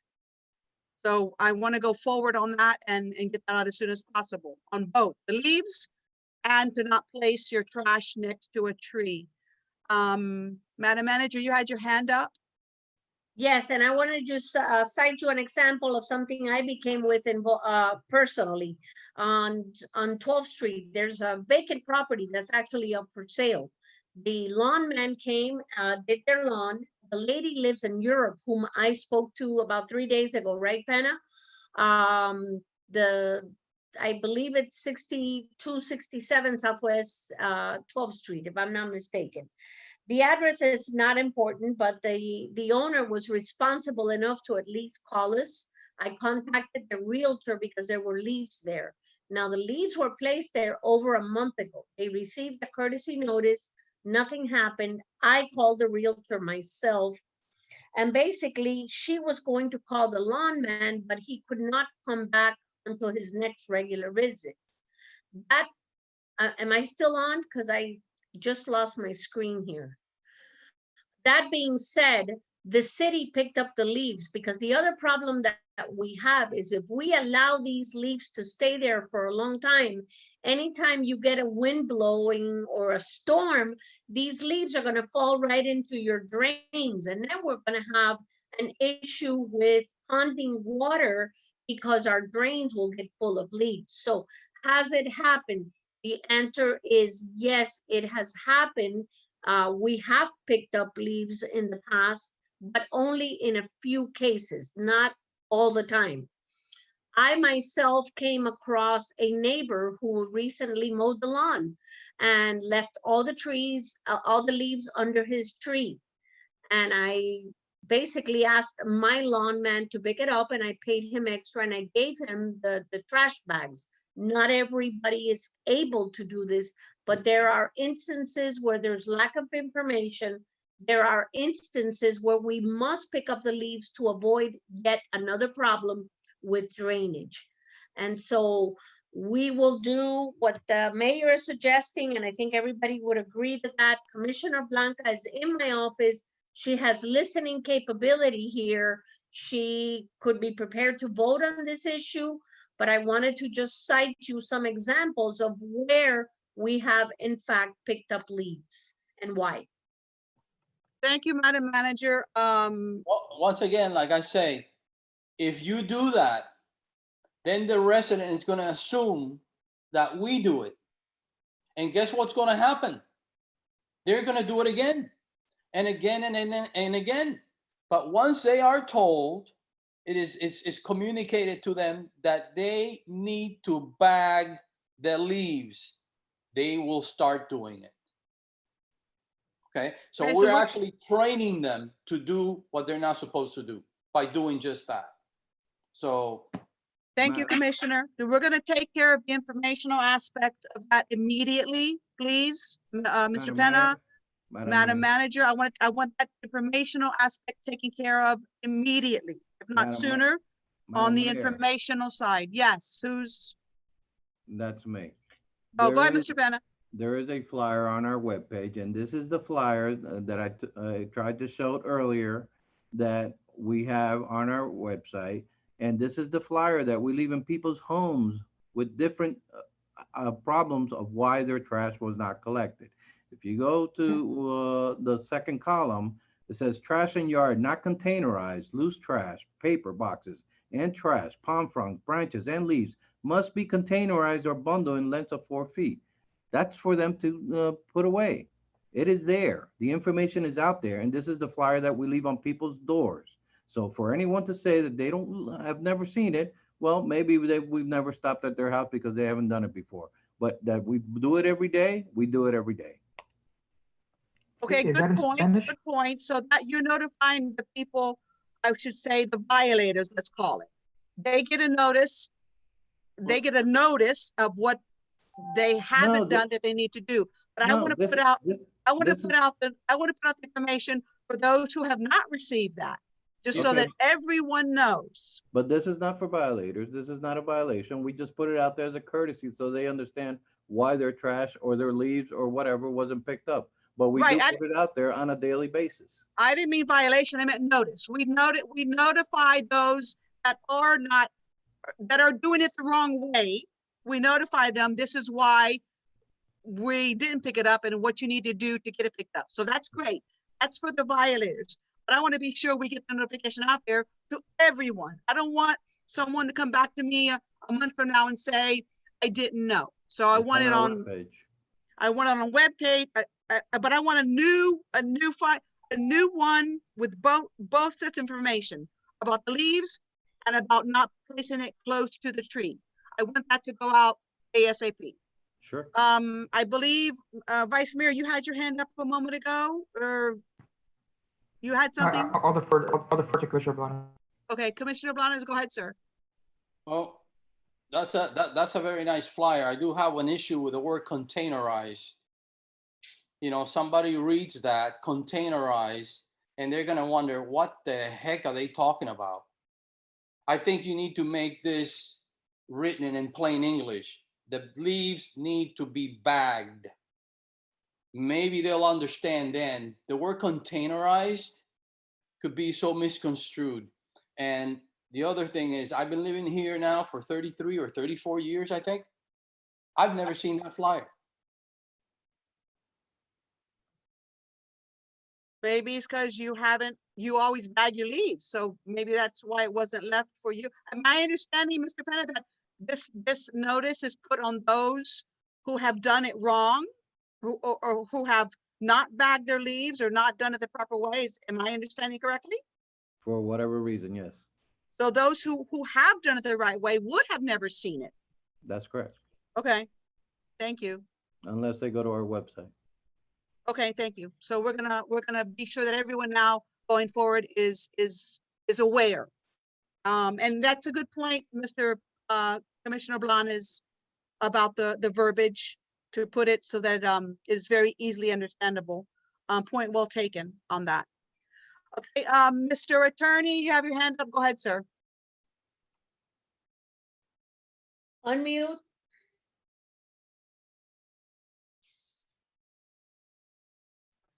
Go ahead, sir. You're unmuted. Well, you muted yourself again. Hold on, let me unmute you. Mr. Attorney, I cannot unmute you. You have to unmute yourself. There you are. Go ahead, sir. Okay. What do we do with report in the item J, report for expected, I'm sorry, item K, report of discussion, the purchase of the tractor. Are we going to purchase the tractor?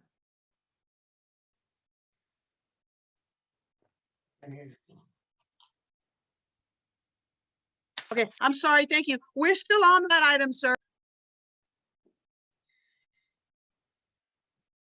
Let me try this again. Okay, I'm here now. Yes. Thank you, sir. We still are on item K. This is kind of like a sidebar to that, supporting discussion on that item. So we have not finalized item K, sir. We're still on it. All right, Vice Mayor, I believe you did have something before and you yielded to Commissioner Blanes, so go ahead. No, I was just kind of note that at this point, we're being kind of unproductive. I think Commissioner Blanes' point is well taken.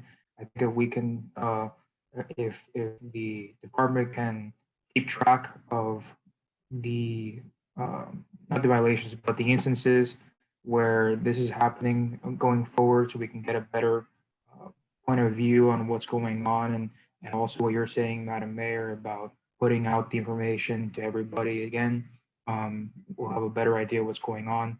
When it comes to the truck, I think I'm in agreement with the administration and purchasing the grapple add-on and the backhoe.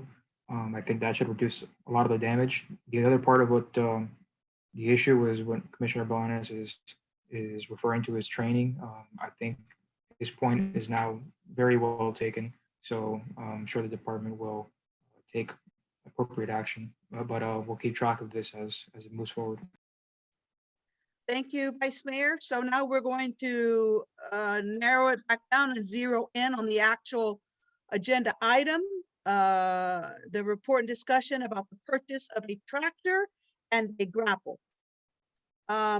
So this is a report. Do we have to vote on this report, or do we just give you an okay to proceed, Madam Manager? You have to give them marching orders in order for them to. Yeah, that's what I'm asking. Madam Manager, is that all you need from us is our approval to proceed with that purchase? We need an approval because the amount exceeds the threshold that the manager's office is able to sign into a purchase order. Okay. Again, it would follow our recommendations for a lease purchase agreement for a period of 5 years. Okay, thank you. And what we will do is look at the next budget cycle and look at what departments are going to benefit from this equipment so that we can put in the expected cost for each department. Thank you, Madam Manager. And Vice Mayor has given us his approval to proceed as staff has recommended. Commissioner Blanes, you have your hand up, sir. Yes, Mr. Penna. So can you assure us that with this new equipment, it will eliminate, not 100%, of course, because there's always situations that cannot be avoided, but that between this equipment and the proper use of it, we're going to eliminate most of the issues that we have had? We should. Okay. I think, Commissioner, between the new equipment and the notifying our residents of the new equipment, you know, and we need to not put our trash next to our trees and the bagging of the leaves. I think with all that combined, it should ease some of your concerns. I think that I believe. I think that the use of the equipment needs to be emphasized, and some extra effort needs to be afforded to that, because you know, if the equipment again is used improperly, we're going to have the same problems. We're going to have the same issues. You know, there's a way to do it, and there's a way not to do it. So I just hope that Mr. Pena, that you take this under account, and that you make sure that there's a protocol that needs to be strictly followed, so the equipment is used precisely how it needs to be used, not to cause any damage to the surrounding area. Thank you, Commissioner. Okay. Thank you, Mr. Pena. Commissioner Blanca, I'm sorry, Mr. Attorney, go ahead. Again, we're talking about the purchase of an equipment. I'm going to call that right now, sir. Yes, we're going to do that. If I may finish. Please. Yes, go ahead. It's only a report. Are you authorizing the purchase at this point? That's my question. Well, that's what I'm going to ask right now. Yes. Vice Mayor Diaz-Padrón already authorized that. Commissioner Blanes just did. I authorized the idea going forward. I'm still confused as to what's in front of us in terms of voting and purchasing. Oh, okay. I'm looking at the recommendation from staff that we purchased the new backhoe and we purchased the grapple attachment to replace the prongs.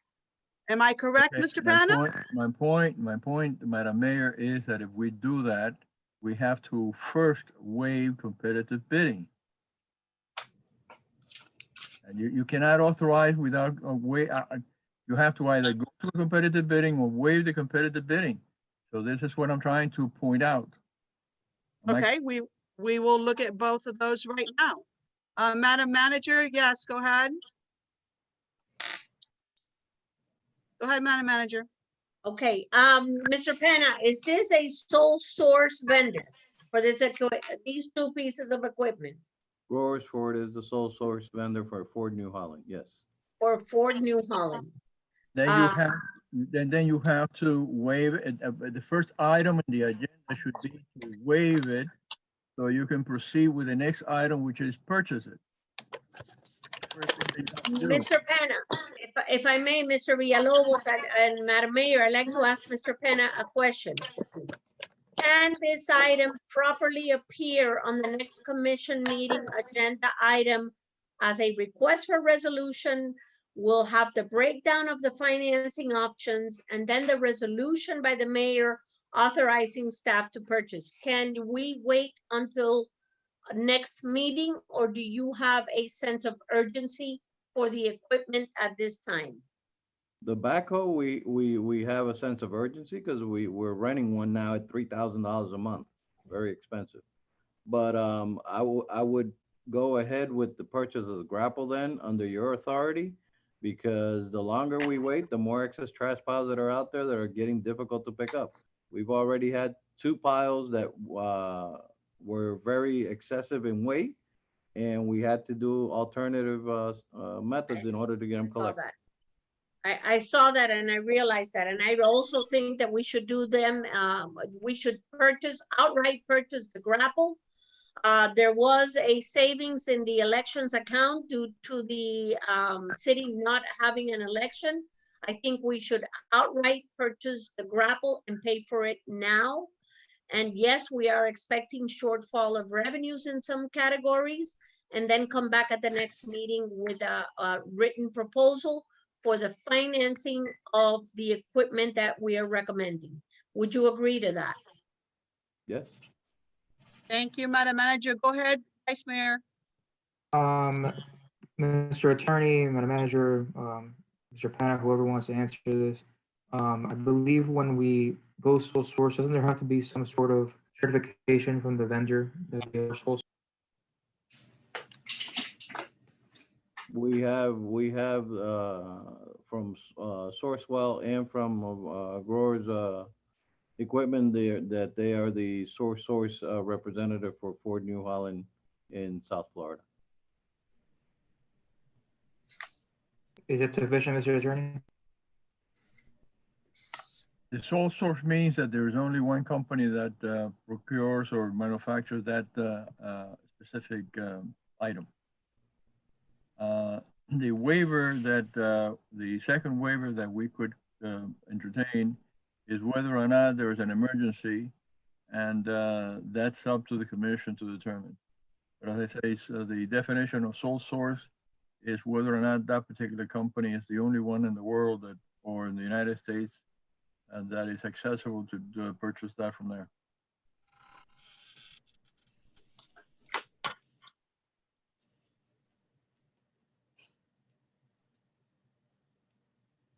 Mr. Penna, Madam Manager? I don't think that he answered the Vice Mayor's question.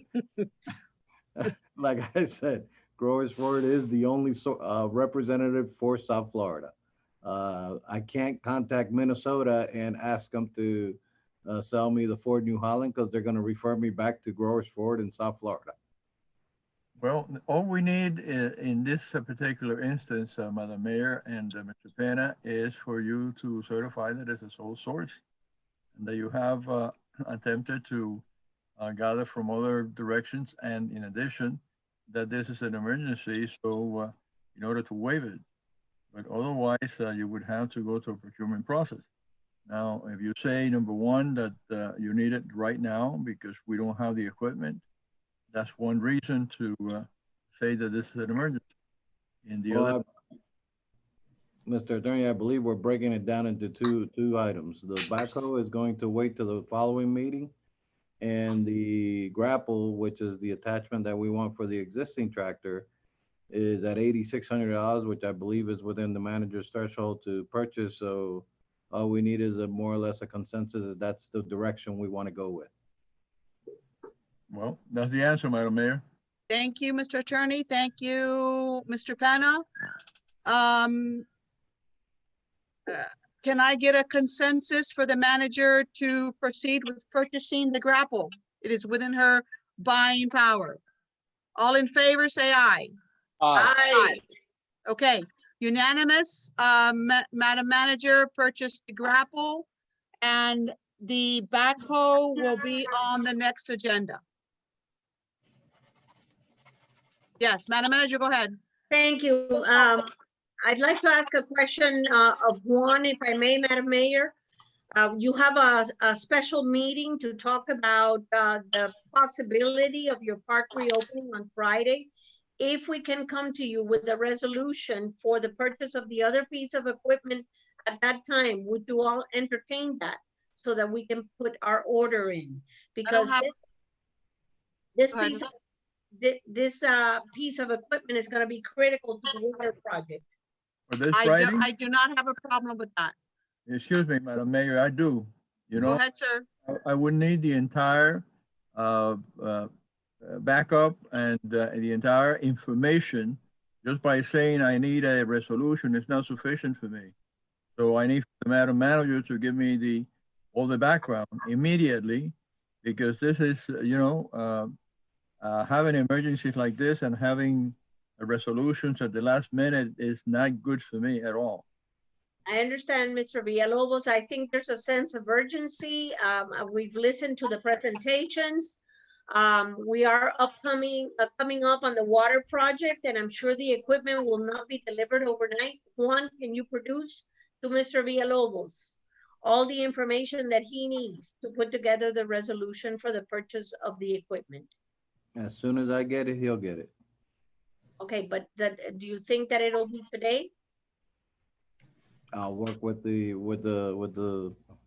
provider.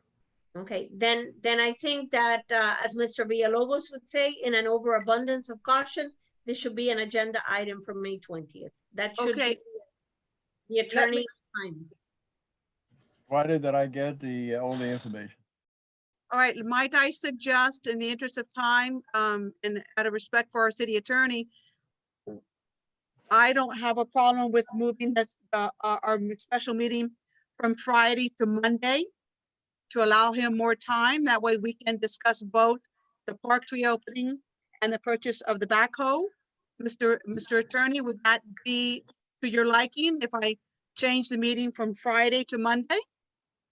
If the rest of my commission agrees to that, Yes. okay? Can I get a thumbs up on changing Friday's meeting to Monday so that we can discuss both items? Commissioner Blanca, thank you.